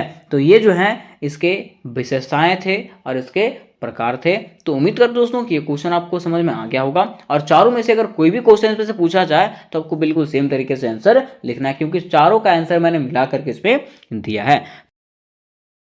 तो आज का प्रश्न हमारा होने वाला है ऑनलाइन एवं ऑफलाइन शिक्षा में अंतर लिखिए, कि आखिर ऑनलाइन शिक्षा और ऑफलाइन शिक्षा में क्या अंतर होता है। ऑनलाइन मतलब समझते हैं जो इंटरनेट से पढ़ा जाता है। क्या? इंटरनेट के थ्रू से जो पढ़ाई पढ़ा जाता है, जो शिक्षा प्राप्त किया जाता है उसको ऑनलाइन कहते हैं, है ना। और जो स्कूलों में जाकर के कॉलेजों में जाकर के जो शिक्षा ग्रहण किया जाता है उसको हम लोग क्या कहते हैं? ऑफलाइन शिक्षा कहते हैं। तो आखिर ऑनलाइन शिक्षा और ऑफलाइन शिक्षा में क्या अंतर है उसके बारे में बताना, ठीक है। इंग्लिश में आपको क्वेश्चन इस प्रकार से आएगा कि right the differences between online and offline education, कि ऑनलाइन एजुकेशन क्या है और ऑफलाइन एजुकेशन क्या है उसके बारे में बताना है। तो सबसे पहले दोस्तों आपको स्टार्ट करना है यहां से और लिखना है ऑनलाइन शिक्षा। क्या लिखना है? ऑनलाइन शिक्षा, या तो ऑनलाइन शिक्षा का अर्थ लिख सकते हो। लिखेंगे इस प्रकार से कि वैसा शिक्षा जिसमें से कोई व्यक्ति घर बैठे इंटरनेट के द्वारा, किसके द्वारा? इंटरनेट के द्वारा शिक्षा ग्रहण करता है उसको हम लोग क्या कहते हैं? ऑनलाइन शिक्षा कहते हैं। क्या कहते हैं? ऑनलाइन शिक्षा। या तो कह सकते हैं कि वैसा शिक्षा जिसमें कोई व्यक्ति इंटरनेट के द्वारा शिक्षा ग्रहण करता है उसको हम लोग क्या कहते हैं? ऑनलाइन शिक्षा कहते हैं। क्या कहते हैं? ऑनलाइन शिक्षा कहते हैं। देखिए आगे कहा गया पॉइंट में कि ऑनलाइन शिक्षा को इंटरनेट आधारित शिक्षा कहा जाता है। ऑनलाइन शिक्षा को क्या कहा जाता है? इंटरनेट आधारित शिक्षा कहा जाता है, क्योंकि ऑनलाइन शिक्षा जो है ना बिना इंटरनेट का चल ही नहीं सकता, है ना। क्योंकि वही कहा गया कि क्योंकि यह वह शिक्षा है जो इंटरनेट के बिना आरंभ नहीं हो सकता। बिना इंटरनेट का चालू हो सकता है क्या? नहीं, ठीक है। मान लीजिए अगर आप डाउनलोड करके वीडियो रख लिए हो ना और उसको पढ़ रहे हो तो वो भी आपका क्या हुआ? ऑनलाइन शिक्षा ही हुआ, क्योंकि वो भी तो आप इंटरनेट के थ्रू से ही डाउनलोड किए हो ना। तो वही कहा गया कि साधारण शब्दों में हम कह सकते हैं कि ऑनलाइन शिक्षा वह शिक्षा है जिसमें मोबाइल, कंप्यूटर तथा तकनीकी साधनों के माध्यम से घर बैठे हम लोग शिक्षा प्राप्त कर सकते हैं, उसी को हम लोग क्या कहते हैं, तो ऑनलाइन शिक्षा कहते हैं। क्या कहते हैं? ऑनलाइन शिक्षा। इस प्रकार से आपको शुरुआत में लिख देना है। अब यहाँ पे बातें आती है, बताइए कि ऑफलाइन शिक्षा क्या है। ये भी तो पूछेगा कि ऑफलाइन शिक्षा के बारे में बताइए, तो आप कह सकते हैं कि वैसा शिक्षा जिसमें कोई व्यक्ति इंटरनेट का इस्तेमाल ना करके सीधे शिक्षकों से शिक्षा ग्रहण करता है, उसी को हम लोग क्या कहते हैं? ऑफलाइन शिक्षा कहते हैं। मीन्स कह सकते हैं कि वैसा शिक्षा जिसमें से कोई व्यक्ति इंटरनेट का मदद ना लेकर के शिक्षकों के मदद से पढ़ता है, उसी को हम लोग ऑफलाइन शिक्षा कहते हैं। क्या कहते हैं? ऑफलाइन शिक्षा। इसमें क्या बताया गया कि ऑफलाइन शिक्षा में हम लोग गुरुओं या शिक्षकों से शिक्षा ग्रहण करते हैं। मीन्स कहा गया है कि ऑफलाइन शिक्षा जब हम लोग पढ़ते हैं, मीन्स स्कूल में जब पढ़ते हैं, तो क्या हम लोग इंटरनेट से पढ़ते हैं जाके? नहीं, ठीक है। ऑफलाइन शिक्षा में जो है ना, हम लोग को गुरुओं के द्वारा या तो शिक्षकों के द्वारा शिक्षा दिया जाता है। इसमें हम लोग को इंटरनेट की कोई ज़रूरत नहीं होती। तो यहाँ तो दोस्तों हम लोगों ने समझ गया कि आखिर ऑनलाइन शिक्षा क्या है और ऑफलाइन शिक्षा क्या है। अब बातें यहाँ पे आती है ऑनलाइन शिक्षा और ऑफलाइन शिक्षा में अंतर, कि आखिर ऑनलाइन शिक्षा और ऑफलाइन शिक्षा में क्या क्या अंतर है, ऑनलाइन और ऑफलाइन एजुकेशन में क्या अंतर है, उसके बारे में बताना है। लेकिन उसके पहले मैं आपको एक चीज़ बता देना चाहता हूँ कि अगर आप लोग सेक पेपर डिजिटल एजुकेशन के विद्यार्थी हो, ठीक है, और अगर आप लोगों को वीवीआई क्वेश्चन देखना है तो मेरे डिस्क्रिप्शन बॉक्स में वीवीआई क्वेश्चन का लिंक दे दिया गया है, और मैंने सारे के सारे क्वेश्चन जो वीवीआई है वो क्वेश्चन मैंने करवा दिया है। एक दो क्वेश्चन जो बच गया है वो भी क्वेश्चन मैं रात तक करवा दूंगा आपका, ठीक है। तो कहने का अर्थ ये है कि वीवीआई क्वेश्चन का लिंक डिस्क्रिप्शन बॉक्स में दिया गया है, वहां से आप लोग वीवीआई क्वेश्चन को क्लियर कर सकते हो। उसके साथ साथ व्हाट्सएप ग्रुप और टेलीग्राम ग्रुप में भी जुड़ सकते हो, है ना। अब देखिए बातें यहाँ पे आती है ऑनलाइन शिक्षा और ऑफलाइन शिक्षा में अंतर का। तो यहाँ पे लिखना इस प्रकार से है कि ऑनलाइन शिक्षा तथा ऑफलाइन शिक्षा में कई अंतर है, जिसका वर्णन निम्नलिखित रूपों में किया गया है। देखिए पहला ऊपर में जो आपको बताया गया है, ठीक है, जहां पे नंबरिंग है, ये आपका रहेगा क्या? ऑनलाइन शिक्षा, ठीक है। और नीचे में जो रहेगा वो ऑफलाइन शिक्षा। कहा जाता है कि देखिए ऑनलाइन शिक्षा में कहीं जाने की जरूरत नहीं होती। अगर हम लोग ऑनलाइन शिक्षा की बात करें तो क्या हम लोग ऑनलाइन शिक्षा प्राप्त करने के लिए कहीं जाना पड़ता है? नहीं। तो वही कहा गया कि ऑनलाइन शिक्षा घर बैठे प्राप्त किया जा सकता है। ऑनलाइन शिक्षा को हम लोग घर बैठे आराम से सो करके भी प्राप्त कर सकते हैं, कोई दिक्कत नहीं है, ठीक है। ऑनलाइन शिक्षा प्राप्त करने के लिए कोई स्कूल, कोई कॉलेज, कोई इंस्टीट्यूट जाने की जरूरत नहीं होती। लेकिन अगर हम लोग बात करते हैं ऑफलाइन शिक्षा का, इसका ऑफलाइन शिक्षा का, तो इसमें जो है ना हम लोग को जाने की जरूरत होती है। तो कहाँ कहाँ? तो वही कहा गया है कि ऑफलाइन शिक्षा को प्राप्त करने के लिए हम लोग घर में बैठ के इसको प्राप्त कर सकते हैं क्या? नहीं, ठीक है। इसको प्राप्त करने के लिए स्कूल, कॉलेज और इंस्टीट्यूट जाने की जरूरत होती है। बिना इसके हम लोग ऑफलाइन ऑफलाइन शिक्षा ग्रहण नहीं कर पाएंगे, ठीक है। अब देखिए दूसरा आपका है फिक्स समय नहीं। मीन्स कहा गया अगर हम लोग ऑनलाइन शिक्षा की बात करें तो ऑनलाइन शिक्षा में कोई समय फिक्स नहीं है। समय फिक्स है क्या? नहीं, ठीक है। ऑनलाइन शिक्षा एक ऐसा माध्यम है जिसमें से हम लोग घर बैठे और कोई भी समय में कभी भी क्या कर सकते हैं? शिक्षा पा सकते हैं। तो वही कहा गया कि ऑनलाइन शिक्षा जब भी समय मिले कभी भी और कहीं भी प्राप्त किया जा सकता है। जैसे कि यात्रा के दौरान आप कहीं जा रहे हैं उस समय भी देख सकते हो, रसोई में खाना बनाते हुए और खाना खाते हुए भी जो है ना आप लोग ऑनलाइन शिक्षा प्राप्त कर सकते हैं। लेकिन अगर हम लोग बात करते हैं ऑफलाइन शिक्षा का, किसका? ऑफलाइन शिक्षा का, तो दोस्तों ऑफलाइन शिक्षा का जो है ना फिक्स टाइम होता है। क्या होता है? Fix time. जैसे मान लीजिए आप स्कूल जाते हैं तो क्या कभी भी चल जाते हैं? बोलो हाँ चलो शाम को बोलो घूमने की जगह वो कभी भी चल जाएंगे? नहीं, ठीक है। स्कूल में, कॉलेजेस में और शिक्षा संस्थानों में जो है ना समय निश्चित होता है। तो वही कहा गया कि इसमें फिक्स समय नहीं होता। किसमें? ऑफलाइन में फिक्स समय नहीं होता। कहा जाता है कि ऑफलाइन शिक्षा के लिए निश्चित समय होती है। ऑफलाइन शिक्षा प्राप्त करने के लिए जो है ना यहाँ पे समय जो होती है वो क्या होती है? निश्चित होती है। इसे खाना बनाते समय या खाना खाते समय जो है ना प्राप्त नहीं किया जा सकता, है ना, क्योंकि स्कूल, विश्वविद्यालय और कोचिंग संस्थानों में शिक्षा प्राप्त करने का समय निश्चित होता है। टाइम दिया जाता है कि ये टाइम से आपको आना है, वही टाइम से आपको निकलना है। फिर देखिए तीसरा इसका अंतर है कि रिकॉर्डेड वीडियो की सुविधा। मीन्स अगर ऑनलाइन शिक्षा की बात करें तो ऑनलाइन शिक्षा में रिकॉर्डेड वीडियो की सुविधा होती है। जैसे मान लीजिए कि मेरा तबीयत खराब हो गया, ठीक है, मैं स्कूल नहीं जा पाया, है ना, तो कल मैं क्या कर सकता हूं? वो रिकॉर्डेड वीडियो को मैं देख सकता हूं ऑनलाइन के थ्रू से। लेकिन अगर आप स्कूल में पढ़ रहे हैं, अगर आप ऑफलाइन शिक्षा प्राप्त कर रहे हैं, तो क्या आज जो पढ़ाई हुआ उसको आप वीडियो के थ्रू से देख सकते हो? नहीं, ठीक है। उसको फिर से बताया जाएगा क्या? नहीं बताया जाएगा। तो वही कहा गया कि अगर ऑनलाइन शिक्षा की बात करें तो अगर आपकी तबीयत बिगड़ भी जाती है, खराब भी हो जाती है, तो जब आपका तबीयत ठीक हो जाएगा तो आप रिकॉर्डेड वीडियो के थ्रू से उसको देख सकते हो, है ना। लेकिन अगर हम लोग बात करें ऑफलाइन शिक्षा का, तो इसमें से कोई रिकॉर्डेड वीडियो की सुविधा नहीं है, ठीक है। ऑफलाइन शिक्षा में अगर आपकी तबीयत खराब हो जाती है और अगर आप स्कूल या कोचिंग नहीं जा पाते हैं, तो उस दिन पढ़ाया हुआ चीज जो है ना, आप दोबारा प्राप्त नहीं कर सकते हो, ठीक है। ये अंतर है। फिर चौथा अंतर क्या है? मान लीजिए अगर हम लोग ऑनलाइन शिक्षा प्राप्त करते हैं, तो ऑनलाइन शिक्षा में हम लोगों को समय की बचत होती है। किसकी? समय की बचत होती है। तो कहा गया कि ऑनलाइन शिक्षा में समय की बचत होती है। ऑनलाइन शिक्षा में जो है समय की बचत होती है, इसके साथ ही इसमें ज्ञान की विविधता अधिक होती है, ठीक है। इसमें हम लोग अधिक ज्ञान प्राप्त करते हैं, किसमें? ऑनलाइन शिक्षा में। लेकिन अगर हम लोग बात करें ऑफलाइन शिक्षा का, तो ऑफलाइन शिक्षा में दोस्तों हम लोगों को समय की बर्बादी बहुत ज़्यादा होती है। जैसे मान लीजिए हम लोग ट्यूशन जाते हैं, ठीक है, स्कूल जाते हैं, तो हम लोग को भाई बहुत दूर स्कूल जाना पड़ता है ट्यूशन के लिए, जो है एक तो मतलब 5-6 किलोमीटर दूर जाना पड़ता है, ठीक है। तो ऐसे में क्या है, हम लोग को समय की बर्बादी हो जाती है। लेकिन ऑनलाइन पढ़ने के लिए क्या, आपको घर में बैठना, आराम से मोबाइल निकालना और पढ़ते रह जाना, ठीक है। तो वही कहा गया कि अगर हम लोग ऑनलाइन शिक्षा प्राप्त करते हैं, तो ऑनलाइन शिक्षा में समय की बचत होती है और इसके साथ ही इसमें ज्ञान की विविधता अधिक होती है। लेकिन अगर हम लोग ऑफलाइन शिक्षा की बात करें, जिसमें स्कूल या कोचिंग में जो है ना, ऑफलाइन शिक्षा प्राप्त करने के लिए आपको वहां जाना पड़ता है, जिससे काफी समय क्या होता है, बर्बाद होता है। तो ये इसका चौथा अंतर था। अब देखिए इसके पांचवें अंतर की बात करें, तो पांचवा अंतर में बताया गया है कि समझने में दिक्कत। मान लीजिए अगर हम लोग ऑनलाइन शिक्षा प्राप्त करते हैं, तो ऑनलाइन शिक्षा में कभी अगर समझने में दिक्कत होती है ना, ठीक है, तो आप डायरेक्ट तुरंत क्वेश्चन नहीं कर सकते हो। अगर क्वेश्चन करोगे भी तो आपके क्वेश्चन को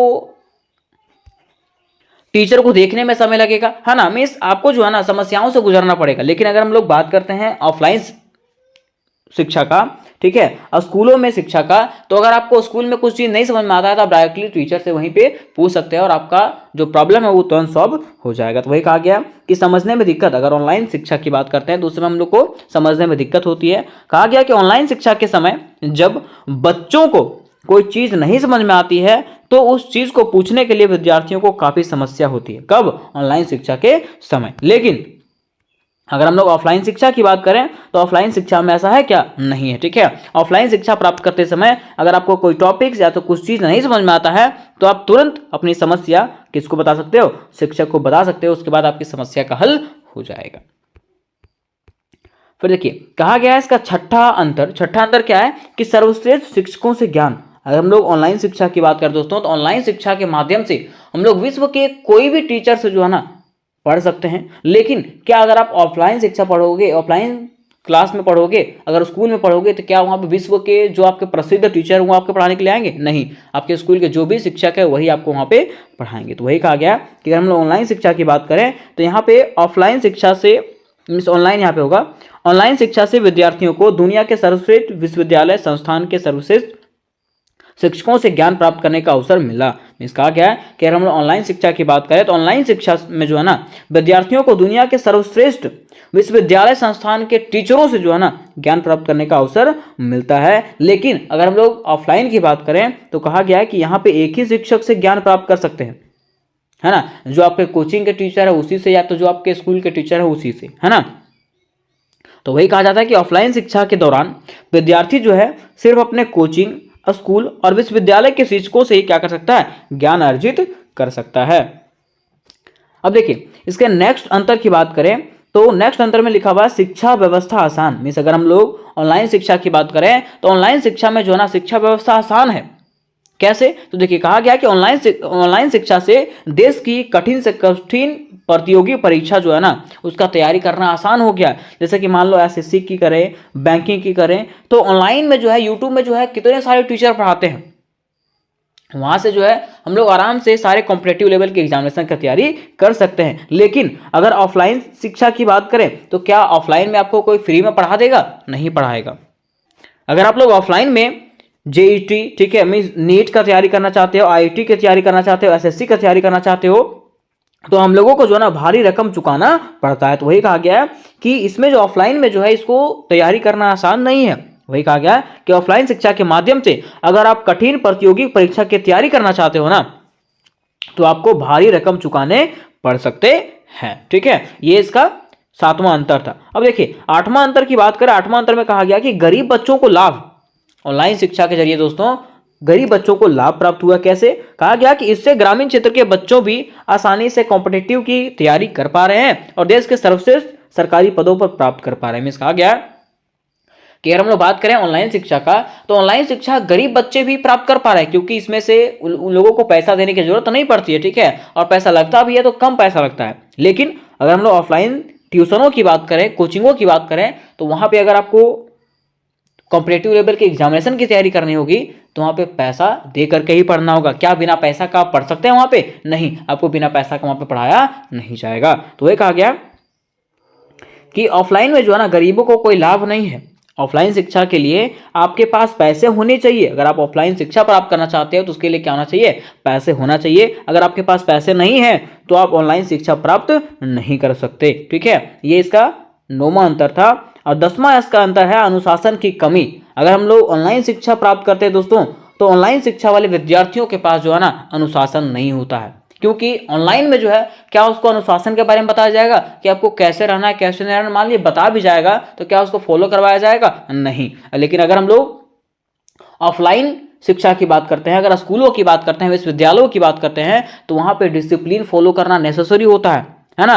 वहां पे बताया जाता है कि किसके साथ कैसे पेश आना है, किसके साथ कैसा बर्ताव करना, हर चीजों के बारे में बताया जाता है। तो वही कहा गया कि अगर हम लोग ऑनलाइन शिक्षा की बात करें तो ऑनलाइन शिक्षा में जो है ना छात्रों में अनुशासन की कमी आती है। ऑनलाइन शिक्षा के कारण जो है छात्रों में अनुशासन की कमी होती है। लेकिन अगर हम लोग बात करें ऑफलाइन शिक्षा का, तो ऑफलाइन शिक्षा में दोस्तों एक ऐसा जरिया होता है ऑफलाइन शिक्षा जहां पे बच्चों का आधुनिक विकास होता है। उसको हर चीजों के बारे में बताया जाता है, अच्छे बुरे का समझ बताया जाता है, अच्छे बुरे का फर्क बताया जाता है। कहाँ पे? स्कूलों में, विश्वविद्यालयों में, है ना। उसके साथ साथ उसको आदर सम्मान की विधियां बताई जाती है और अनुशासन भी सिखाया जाता है। कहाँ पे? ऑफलाइन स्कूल में, जो ऑनलाइन में प्राप्त नहीं किया जा सकता। ठीक है, तो दोस्तों यहां तक हम लोगों ने इसको पूर्णतः कंप्लीट कर लिया कि आखिर ऑनलाइन शिक्षा और ऑफलाइन शिक्षा में क्या अंतर है। अब बातें यहां पे आती है इसके निष्कर्ष का। इसके निष्कर्ष का तो लिखेंगे इस प्रकार से कि उपरोक्त लिखे गए बातों से यह स्पष्ट होता है कि हालांकि ऑनलाइन शिक्षा ने हमें विकास की राह तो दिखाई है, परंतु इसके कारण लोग अपनी सभ्यता और संस्कृति भूलते जा रहे हैं। अब सभ्यता और संस्कृति कैसे भूलते जा रहे हैं? तो मान लीजिए अब जो है ना जो ऑनलाइन शिक्षा प्राप्त करते हैं उनके पास जो है ना बड़ों को कैसे आदर करना चाहिए, बड़ों से कैसे बात करना चाहिए, छोटों से कैसे पेश आना चाहिए, ये चीज का समझ नहीं होता है। ठीक है, वो लोग अनुशासन में नहीं रहते हैं, है ना। उन लोगों को कोई बताने वाला है क्या? नहीं है। तो उम्मीद करते दोस्तों कि ये क्वेश्चन आपको समझ में आ गया होगा।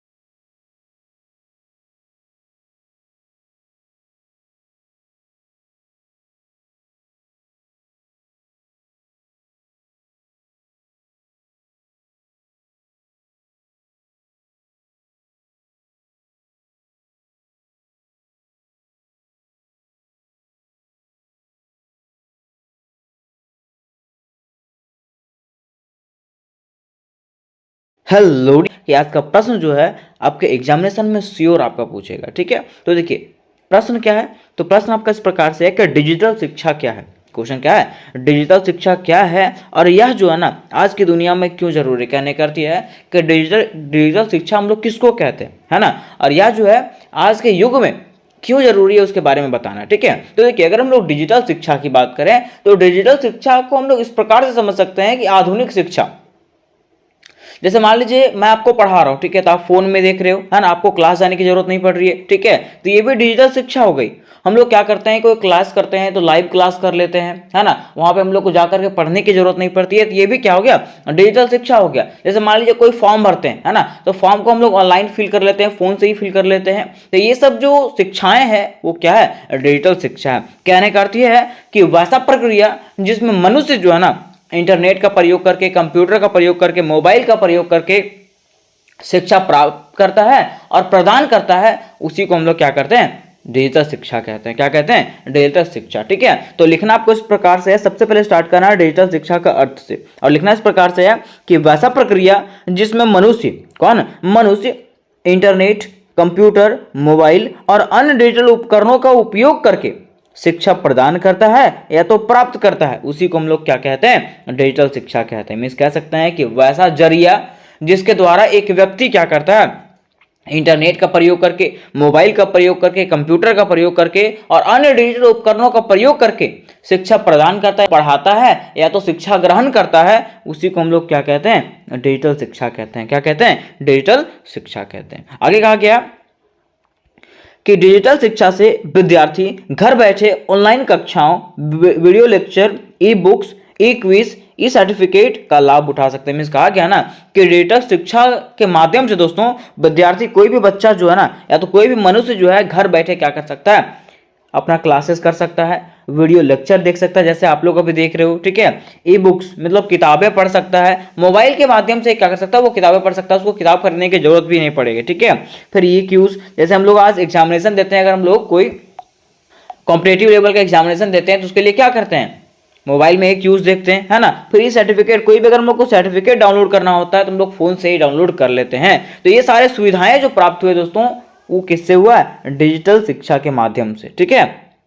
अब देखिए बात यहाँ पे आती है डिजिटल शिक्षा की विशेषताएं का। किसका, डिजिटल शिक्षा की विशेषताएं का। लेकिन इसके पहले मैं आपको बता देना चाहता हूं कि अगर आप लोग सेमेस्टर 3 के स्टूडेंट हैं और आप लोग सेक पेपर की तैयारी कर रहे हो, सेक पेपर में डिजिटल एजुकेशन और डिजास्टर मैनेजमेंट, ठीक है, तो इसके फुल्ली तैयारी दोस्तों मेरे ही चैनल पर करवाया जाएगा और एकदम ईजी शब्दों में करवाया जाएगा। तो आपको बिल्कुल भी घबराने की जरूरत नहीं है। और जो भी तैयारी करवाया जाएगा, जो भी VBI क्वेश्चन करवाया जाएगा, उसका लिंक दोस्तों आपको डिस्क्रिप्शन बॉक्स में मिल जाएगा। उसके साथ साथ व्हाट्सएप ग्रुप और टेलीग्राम ग्रुप में भी जुड़ने का लिंक जो है डिस्क्रिप्शन बॉक्स में मिलेगा, वहां से आप लोग दोनों ग्रुप में ज्वाइन हो सकते हो। ठीक है, अब बात यहाँ पे आती है डिजिटल शिक्षा की विशेषताएं का, क्या क्या डिजिटल शिक्षा की क्या क्या विशेषताएं होती है ना। तो कहा गया कि डिजिटल शिक्षा के माध्यम से विद्यार्थी अपनी पसंद के विषय और कोर्स को आसानी से चुन सकता है। कहने का अर्थ यह है कि डिजिटल शिक्षा एक ऐसा माध्यम होता है जिसके माध्यम से विद्यार्थी क्या कर सकता है, कोई मनुष्य क्या कर सकता है, अपनी पसंद का सब्जेक्ट, जो उसको सब्जेक्ट पसंद, जैसे मान लीजिए मुझे इंग्लिश पसंद है, ठीक है, तो मैं इंग्लिश चुन लूंगा, है ना। तो जो भी सब्जेक्ट उसको पसंद है ना, वही विषय और कोर्स को वो आसानी से चुनेगा। ठीक है, उसको लग रहा है कि नहीं ये कोर्स मेरे लिए सुटेबल नहीं है, ठीक है, तो वो कोर्स वो नहीं करेगा, है ना। फिर कहा गया कि डिजिटल शिक्षा से विद्यार्थी अपने समय और स्थान के अनुसार से शिक्षा ले सकते हैं। मीन्स डिजिटल शिक्षा एक ऐसा माध्यम है जिसके माध्यम से विद्यार्थी जो है ना कहीं भी और कभी भी जो है ना शिक्षा प्राप्त कर सकता है। ठीक है, कहा गया कि डिजिटल शिक्षा से विद्यार्थी शिक्षकों और अन्य विद्यार्थियों से ऑनलाइन संवाद कर सकता है। मीन्स कहा गया कि डिजिटल शिक्षा एक ऐसा माध्यम है जिसके जरिए से विद्यार्थी क्या कर सकता है, शिक्षकों से और अन्य विद्यार्थियों से ऑनलाइन संवाद कर सकता है। जैसे हुआ था कि जब कोरोना काल चल रहा था ना, उसे में हम लोगों का भी जब क्लास चलता था कॉलेज से, तो उसमें ऑनलाइन ही क्लास चलता था। ठीक है, तो ऑनलाइन जब क्लास चलता था तो हम लोग क्या होता था, शिक्षकों से बात होता था, अन्य विद्यार्थियों से भी बात होता था। तो वही कहा गया कि डिजिटल शिक्षा एक ऐसा माध्यम है जिसके थ्रू से जो है ना विद्यार्थी क्या करता है, अपने शिक्षकों से, अन्य विद्यार्थियों से ऑनलाइन बातें करता है। ठीक है, फिर कहा गया कि डिजिटल शिक्षा से विद्यार्थी अपने ज्ञान और कौशल को बढ़ा सकता है। डिजिटल शिक्षा एक ऐसा शिक्षा होता है, ऐसा माध्यम होता है जिसके जरिए विद्यार्थी क्या कर सकता है, अपने ज्ञान और कौशल को जो है ना बढ़ा सकता है। डिजिटल शिक्षा से बहुत कुछ सीख सकता है ना।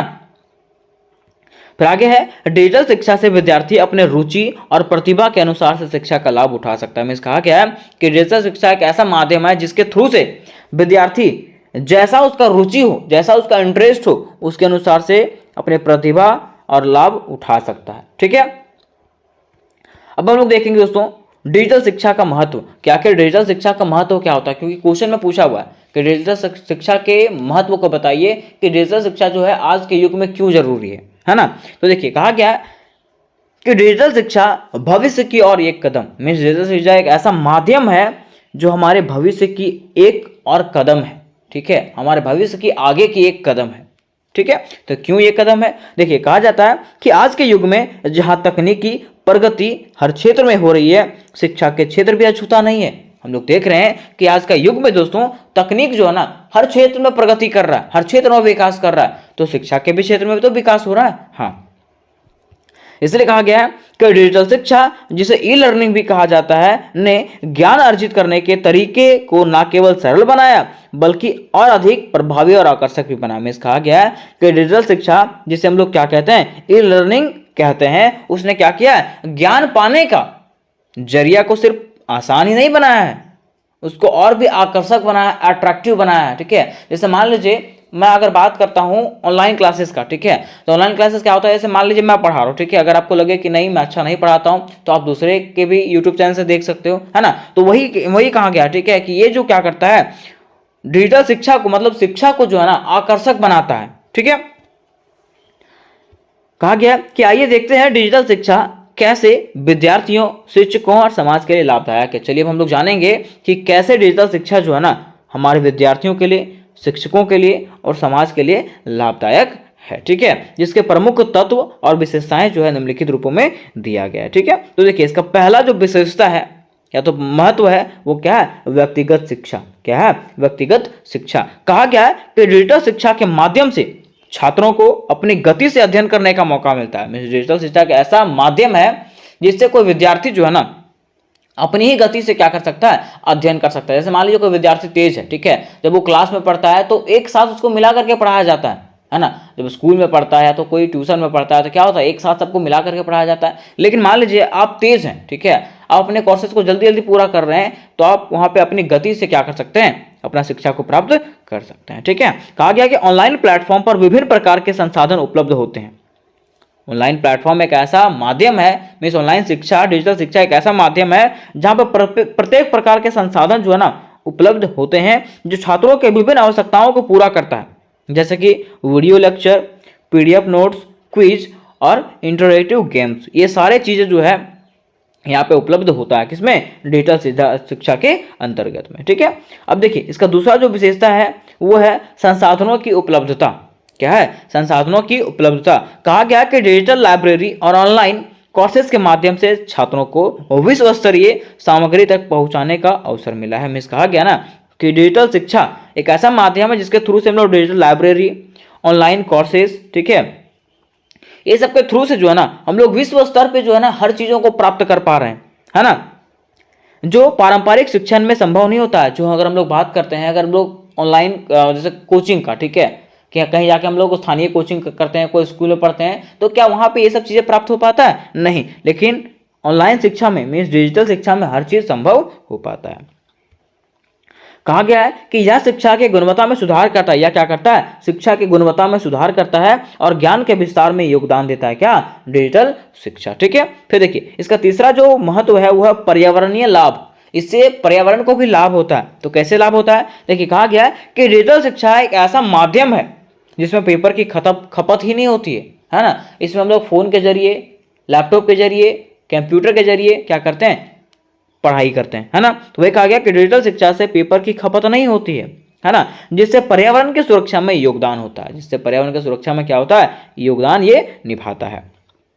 इसके अलावा यात्रा की आवश्यकता कम होने से कार्बन उत्सर्जन में भी कमी होती है। ठीक है, इसके अलावा देखिए होता है क्या है कि मान लीजिए अगर आप लोग डिजिटल शिक्षा प्राप्त कर रहे हैं, इस फोन से ही अगर आप पढ़ाई कर रहे हैं, तो क्या आपको कहीं जाने की जरूरत पड़ेगी, नहीं। आप घर बैठे ही क्या कर सकते हो, हर चीज़ों को प्राप्त कर सकते हो, पीडीएफ प्राप्त कर सकते हो, ठीक है, ऑनलाइन कोर्सेज प्राप्त कर सकते हो, लेक्चर प्राप्त कर सकते हो, हर चीज़ प्राप्त कर सकते हो। तो आपको कहीं जाने की भी जरूरत नहीं पड़ेगी। जब कहीं जाओगे नहीं तो कार्बन उत्सर्जन होगा क्या, नहीं होगा। ठीक है, फिर देखिए चौथा इसका विशेषता है चुनौतियां और समाधान। क्या है? चुनौतियां और समाधान। कहा गया है हालांकि डिजिटल शिक्षा के कई लाभ हैं, डिजिटल शिक्षा के कई लाभ हैं, ठीक है, और कुछ चुनौतियां भी है, और कुछ चुनौतियां भी, जैसे मान लीजिए कुछ लाभ है, प्रत्येक सिक्का के दो पहलू। क्या क्या? हेड और टेल। तो वही कहा गया है कि हालांकि डिजिटल शिक्षा की अगर बात करें इसका कुछ लाभ भी है और कुछ हानि भी है, जैसे कि तकनीकी मुद्दे, इंटरनेट एक्सेस की समस्या, डेटा साक्षरता की कमी। कभी कभी देखते हैं कि इंटरनेट ही नहीं होता है ना, लाइट की कमी हो जाने के कारण कभी नहीं हम लोग फ़ोन चार्ज कर पाते हैं। अभी 3-4 दिन से बारिश हो रहा है, उसके कारण से ढंग से लाइट भी नहीं मिला है, ना फ़ोन चार्ज हो पा रहा है, ना कुछ और भी चार्ज हो पा रहा है, ठीक है। इन समस्याओं का समाधान करने के लिए सरकार और निजी संस्थाओं को मिलकर के काम करने की आवश्यकता है, ठीक है। ये जो समस्या है उसका समाधान करने के लिए सरकार और निजी संस्थाओं को मिलकर के काम करने की आवश्यकता है, ताकि तकनीकी संसाधनों तक पहुंच में सुधार हो सके और डिजिटल शिक्षा के लाभ सभी तक पहुंचा जा सके, ठीक है। क्योंकि देखिए दोस्तों, आज का युग ऐसा है ना कि आने वाले समय में जो है ना सारे लोग डिजिटल शिक्षा ही प्राप्त करेंगे, ठीक है। आने वाले समय में आपका कोचिंग वगैरह बंद हो जाएगा, ठीक है, स्कूल्स वगैरह बंद हो जाएंगे, सारे जो है ना ऑनलाइन के जरिए सारे कार्य होंगे, ठीक है। अब देखिए बात यहाँ पे आता है निष्कर्ष का, लेकिन उसके पहले मैं फिर से बता देना चाहता हूं कि अगर आप लोग सेक पेपर डिजिटल एजुकेशन और डिजास्टर मैनेजमेंट का तैयारी करना चाहते हो तो उसकी फुल्ली तैयारी दोस्तों आपको इस चैनल पे करवा दिया जाएगा और बड़े इजी शब्दों में करवाया जाएगा, ठीक है। तो अपने दोस्तों के साथ ये वीडियो को शेयर करें ताकि वो भी मेरे चैनल से जुड़ जाए, मेरे व्हाट्सएप ग्रुप से जुड़ जाए, टेलीग्राम ग्रुप से जुड़ जाए, ताकि मेरे वीडियो का लिंक जो है ना उसको तुरंत प्राप्त हो जाए, ठीक है। अब देखिए बात करते हैं अगर निष्कर्ष का, कि निष्कर्ष में आखिर लिखेंगे क्या। तो लिखेंगे इस प्रकार से कि डिजिटल शिक्षा ने शिक्षा के क्षेत्र में एक क्रांति ला दी है। डिजिटल शिक्षा ने क्या किया? शिक्षा के क्षेत्र में एक क्रांति ला दिया। क्योंकि देखिए अगर हम लोग बात करते हैं डिजिटल शिक्षा का, कि कुछ विद्यार्थी गरीब होते हैं, है ना, वो लोग बड़े बड़े कोर्स खरीद नहीं पाते हैं, ठीक है। तो हम लोग जो पढ़ाते हैं ना ऑनलाइन से, मान लीजिए मैं यूट्यूब में पढ़ा रहा हूँ, ठीक है, तो मैं तो कोई चार्ज नहीं लेता, है ना, तो पैसे तो लेता नहीं हो। तो वैसे क्या होता है, जो गरीब विद्यार्थी होते हैं ना वो क्या कर सकते हैं, आसानी से शिक्षा प्राप्त कर सकते हैं। इसके अनगणित लाभ के साथ समय है, ठीक है। मैं कहा गया कि इसमें जो है ना अनगणित लाभ भी है, इसके साथ साथ समय भी है, और कहा गया कि इसके अनगिनत लाभ के साथ यह समय है कि इसे हम अपनाएं और इसकी पूरी क्षमता का प्रयोग करें, ठीक है। मैं कहा गया कि और अभी हमारे पास समय है कि हम क्या करें, इसका पूरा पूरा लाभ उठाएं, और अभी समय है कि हम लोग क्या कर सकते हैं, इसको अपना सकते हैं, इसकी पूरी क्षमता का उपयोग कर सकते हैं। और कहा गया कि सही संसाधनों और समर्थन के साथ डिजिटल शिक्षा सभी के शिक्षा के लिए द्वार खोल सकती है और एक समावेशी, सशक्त और शिक्षित समाज का निर्माण कर सकती है। मीन्स कहा गया है कि डिजिटल शिक्षा एक ऐसा माध्यम है जो हमारे समाज को क्या कर सकती है, मजबूत कर सकती है, हमारे शिक्षा व्यवस्था को मजबूत कर सकती है। तो उम्मीद करें दोस्तों कि ये क्वेश्चन आपको क्लियरली समझ में आ गया होगा। तो दोस्तों आज के वीडियो में हम लोग डिजिटल एजुकेशन से रिलेटेड कुछ मोस्ट इंपॉर्टेंट प्रश्न को क्लियर करने वाले हैं, जो आपके एग्जामिनेशन में 100% श्योर है कि पूछे जाएगा तो पूछा जाएगा, ठीक है। ये 5 प्रश्न है, मात्र आपके 5 प्रश्न जो आपके एग्जामिनेशन के लिए बहुत ही ज्यादा इंपॉर्टेंट है। चाहे वो आपका 5 मार्क्स वाला क्वेश्चन हो, चाहे वो 1 मार्क्स वाला क्वेश्चन हो, इसमें से 3 से 4 प्रश्न आपके एग्जामिनेशन में श्योर पूछा जाएगा। क्योंकि देखिए 2 यूनिट में एग्जामिनेशन बटा हुआ है, पार्ट 1 और पार्ट 2, ठीक है। तो हो सकता है कि पार्ट 1 में गूगल क्लासरूम, लिंक्डइन और स्वयं आ जाए, तो दूसरा में जो है ना आपको ई पाठशाला, डिजी लॉकर दे देगा, ठीक है। ये श्योर है कि इसमें से प्रश्न पूछा जाएगा तो पूछा जाएगा। तो मात्र आपको 10 से 15 मिनट का समय देना है, और यही 10 से 15 मिनट के समय में ये पांचों टॉपिक को हम लोग एकदम आसान से शब्दों में क्लियर कर लेंगे, ठीक है। तो ये 5 टॉपिक हमारा कौन सा है, तो सबसे पहला हमारा टॉपिक है गूगल क्लासरूम, उसके बाद लिंक्डइन, उसके बाद स्वयं, फिर 4 में है ई पाठशाला, और 5 में हमारा है डिजी लॉकर। क्या है? Digi locker. और डिजी लॉकर आज भी विद्यार्थी यूज कर रहे हैं। अगर आप नहीं जानते हैं तो हम लोग आगे विस्तार से इसको जानेंगे कि आखिर किस प्रकार से हम लोग डिजी लॉकर को यूज कर रहे हैं। तो चलिए सबसे पहले हम लोग समझते हैं गूगल क्लासरूम के बारे में। किसके बारे में? गूगल क्लासरूम के बारे में। तो देखिए यहां पर लिखा हुआ है नंबर 1 और लिखा हुआ है गूगल क्लासरूम। देखिए कहा जाता है कि गूगल क्लासरूम की अगर बात करें तो ये जो ना निःशुल्क मतलब समझते हैं, फ्री है ना। तो कह रहा है गूगल क्लासरूम में एक निःशुल्क ऑनलाइन प्लेटफॉर्म है जिसे गूगल ने शिक्षकों और छात्रों के लिए बनाया है। यह एक ऐसा टूल है जो शिक्षा को आसान बनाता है। क्या कहा गया कि गूगल क्लासरूम जो ना फ्री में ऑनलाइन प्लेटफॉर्म है, ठीक है, जहां पे आप यूज कर सकते हो, मतलब शिक्षा से रिलेटेड कोई भी चीज को यूज कर सकते हो, मीन्स फ्री में यूज कर सकते हो, है ना। और यह जो है स्पेशली किसके लिए बनाया गया है, तो शिक्षकों के लिए बनाया गया है और छात्रों के लिए बनाया गया है, ताकि शिक्षा जो है ना, मीन्स एजुकेशन जो है वो और भी आसान हो सके। अब देखिए इसकी मुख्य विशेषताएं कहा गया है कि इसका पहला मुख्य विशेषता है कि कक्षाएं बनाना। इसमें से आप कक्षा बना सकते हो, कक्षा मतलब क्लास बना सकते हो। कह रहा शिक्षक जो है ना इसमें ऑनलाइन कक्षा बना सकते हैं और छात्रों को इसमें शामिल होने के लिए कोड भेज सकते हैं। मिस कर सकते हैं कि शिक्षक जो है ना ऑनलाइन क्लास ले सकते हैं और इसमें से उसको ज्वाइन होने के लिए जो है ना कोड भेज सकते हैं और वो कोड के थ्रू से बच्चे जो है इसमें ज्वाइन हो सकते हैं। दूसरा, असाइनमेंट और नोट्स। क्या है, असाइनमेंट और नोट्स। कह रहा है ना कि शिक्षक जो है ना इसमें असाइनमेंट और नोट तथा अन्य सामग्री भी जो है ना अपलोड कर सकता है। किसमें, गूगल क्लासरूम में जो है ना शिक्षक क्या कर सकता है, अपने असाइनमेंट, अपने नोट्स और अन्य शिक्षण सामग्री जो है ना अपलोड कर सकता है। फिर इसकी तीसरी विशेषताएं क्या है कि प्रतिक्रिया और मूल्यांकन। ठीक है, कि देखिए अब जब ऑनलाइन क्लास करोगे ना तो इसमें से लोगों का प्रतिक्रिया भी आपको मिलेगा, उसमें से आप चेक भी कर सकते हो कि कौन सही कह रहा है कौन गलत कह रहा है। वही कह रहा है कि छात्र अपने असाइनमेंट सबमिट कर सकते हैं। इसमें से जो है ना छात्र क्या कर सकते हैं, अपने भी असाइनमेंट सबमिट कर सकते हैं और शिक्षक जो है उन्हें ग्रेड दे सकते हैं। ठीक है, शिक्षक जो उसको चेक भी कर सकते हैं कि ये सही लिखा है कि गलत लिखा हुआ है। आगे कह रहा है कि यह जो है ना संचार का माध्यम बन रहा है। क्या बन रहा है, संचार का माध्यम। कह रहा है छात्र और शिक्षक आपस में प्रश्न पूछ सकते हैं। मीन्स यह एक ऐसा जरिया है जिसमें से छात्र और शिक्षक जो है ना आपस में प्रश्न पूछ सकते हैं और चर्चा भी कर सकते हैं। जैसे मान लीजिए कोई विद्यार्थी को किसी प्रकार के प्रश्न नहीं समझ में आ रहा तो वो क्या कर सकते हैं, डायरेक्टली जो है अपने टीचर से वो प्रश्न पूछ सकते हैं, है ना। तो ये संभव हो पाया किसके कारण से, तो गूगल क्लासरूम के कारण। किसके कारण, गूगल क्लासरूम के कारण। ठीक है, अब देखिए इसके फायदे कुछ खोज हुए, जिसके फायदे क्या क्या है। तो कह रहा है कि इसे किसी भी डिवाइस जैसा कि मोबाइल हो गया, लैपटॉप हो गया, टैबलेट हो गया पर इस्तेमाल किया जा सकता है ना। फिर आगे कह रहा है कि इससे जो है ना समय और कागज की बचत होती है। किससे, तो गूगल क्लासरूम से जो है ना समय और कागज की बचत होती है। अगर हम लोग ऑनलाइन क्लास करेंगे तो इसमें से समय की भी बचत होगी और कागज की भी बचत होगी।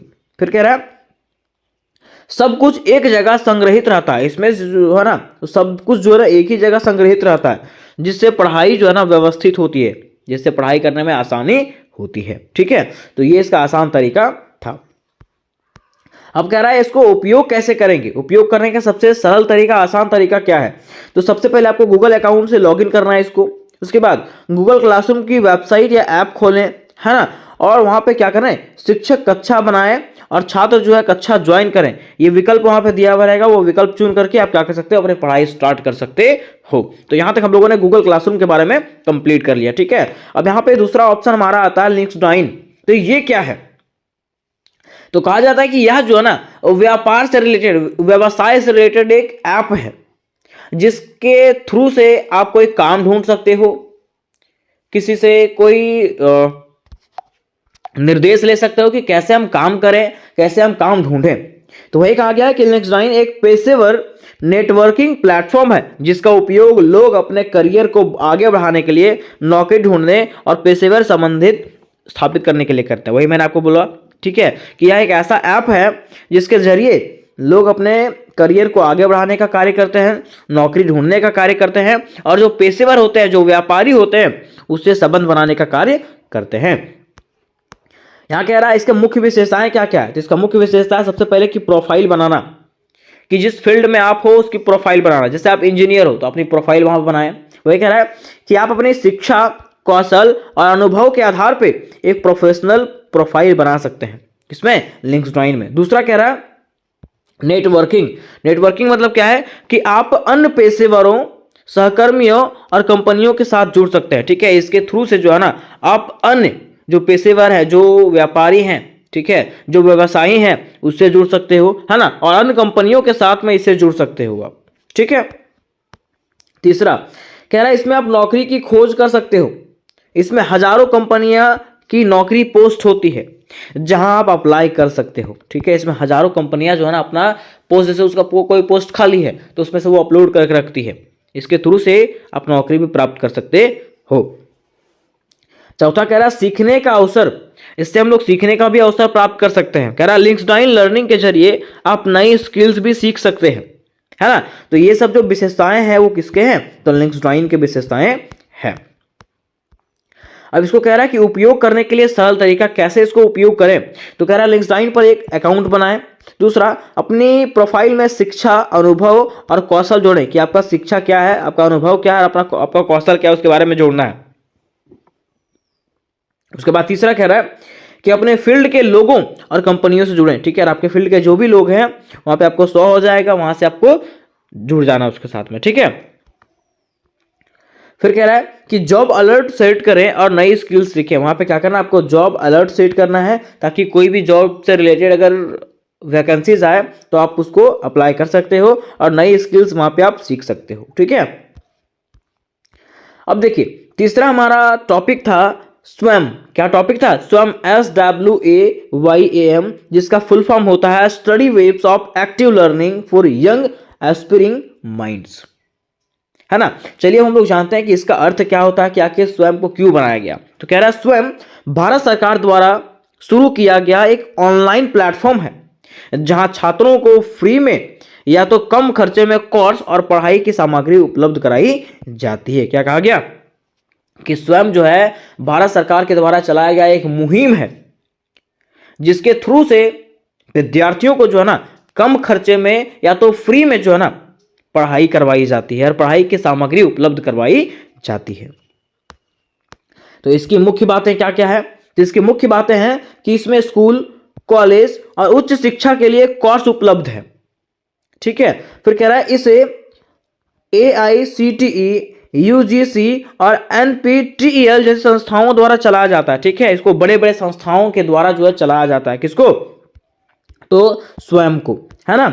आगे कह रहा है कि छात्र जो है वीडियो लेक्चर, क्विज और असाइनमेंट के जरिए पढ़ाई कर सकते हैं। इसमें से जो है ऐसा सुविधा दिया गया है कि विद्यार्थी जो है वीडियो लेक्चर देख सकते हैं, क्विज देख सकते हैं और असाइनमेंट के जरिए जो है ना अपना पढ़ाई को पूरा कर सकते हैं।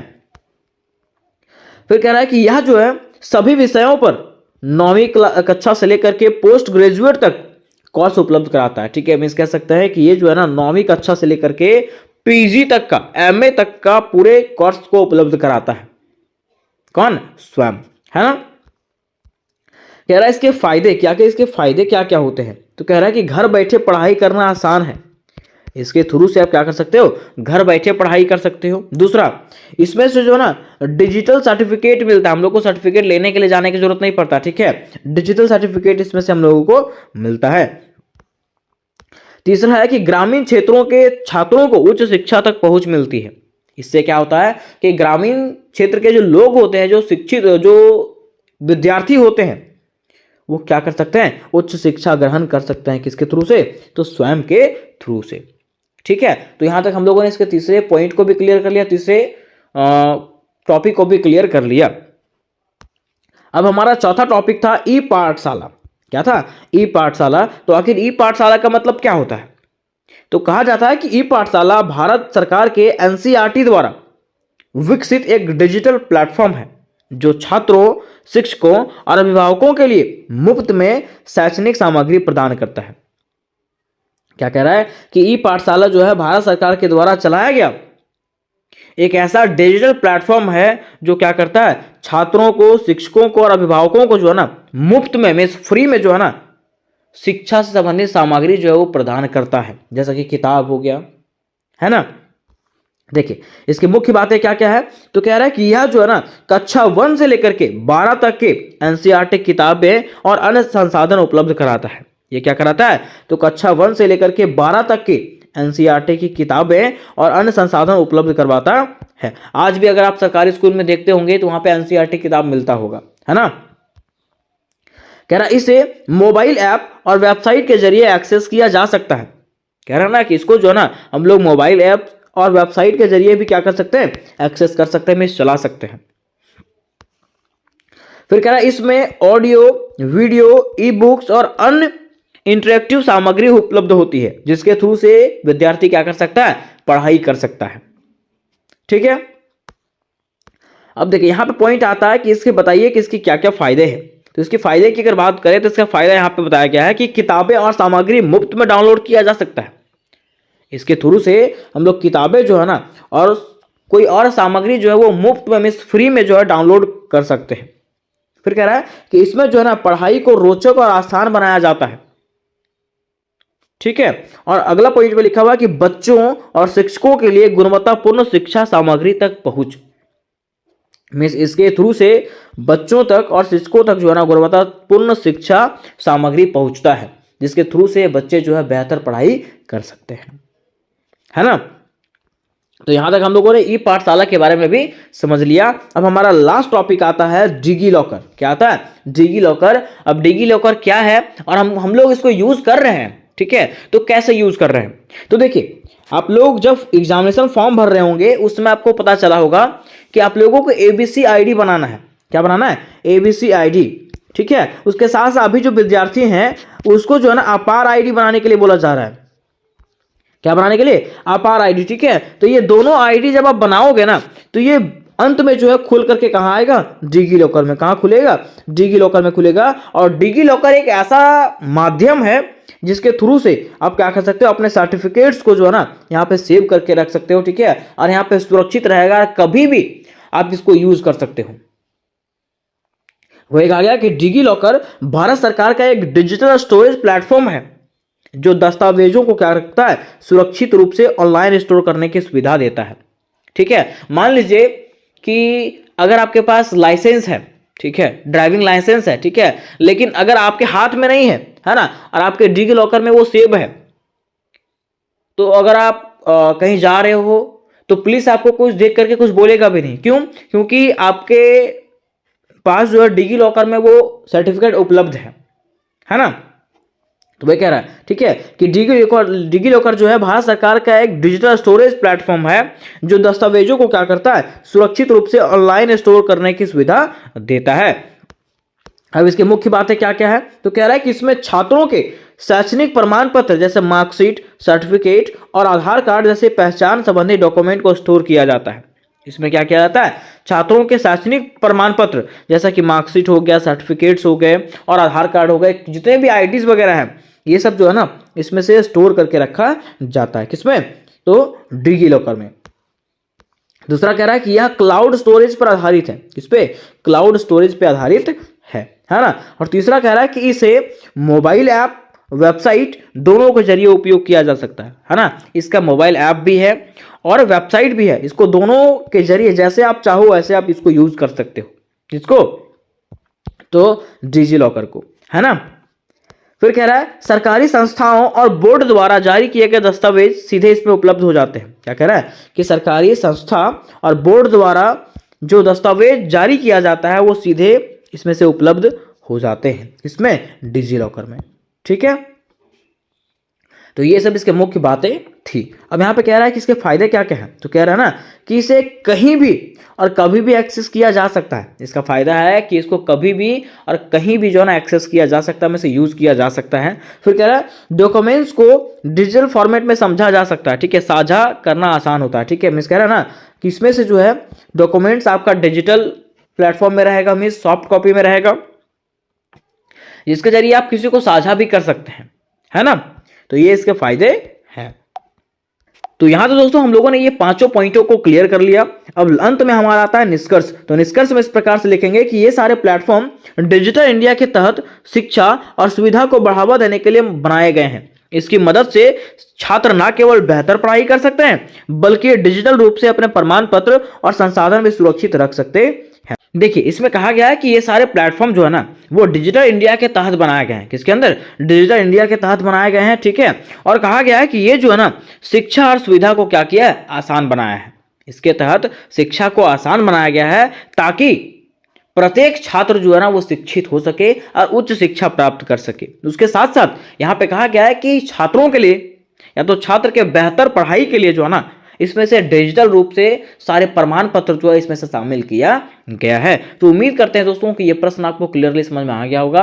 और अगर क्लियरली समझ में आया होगा तो वीडियो को लाइक करें, दोस्तों के साथ शेयर करें और चैनल को भी सब्सक्राइब करके अवश्य रख लें। तो मिलता है नेक्स्ट वीडियो में, तब तक के लिए जय हिंद, जय भारत।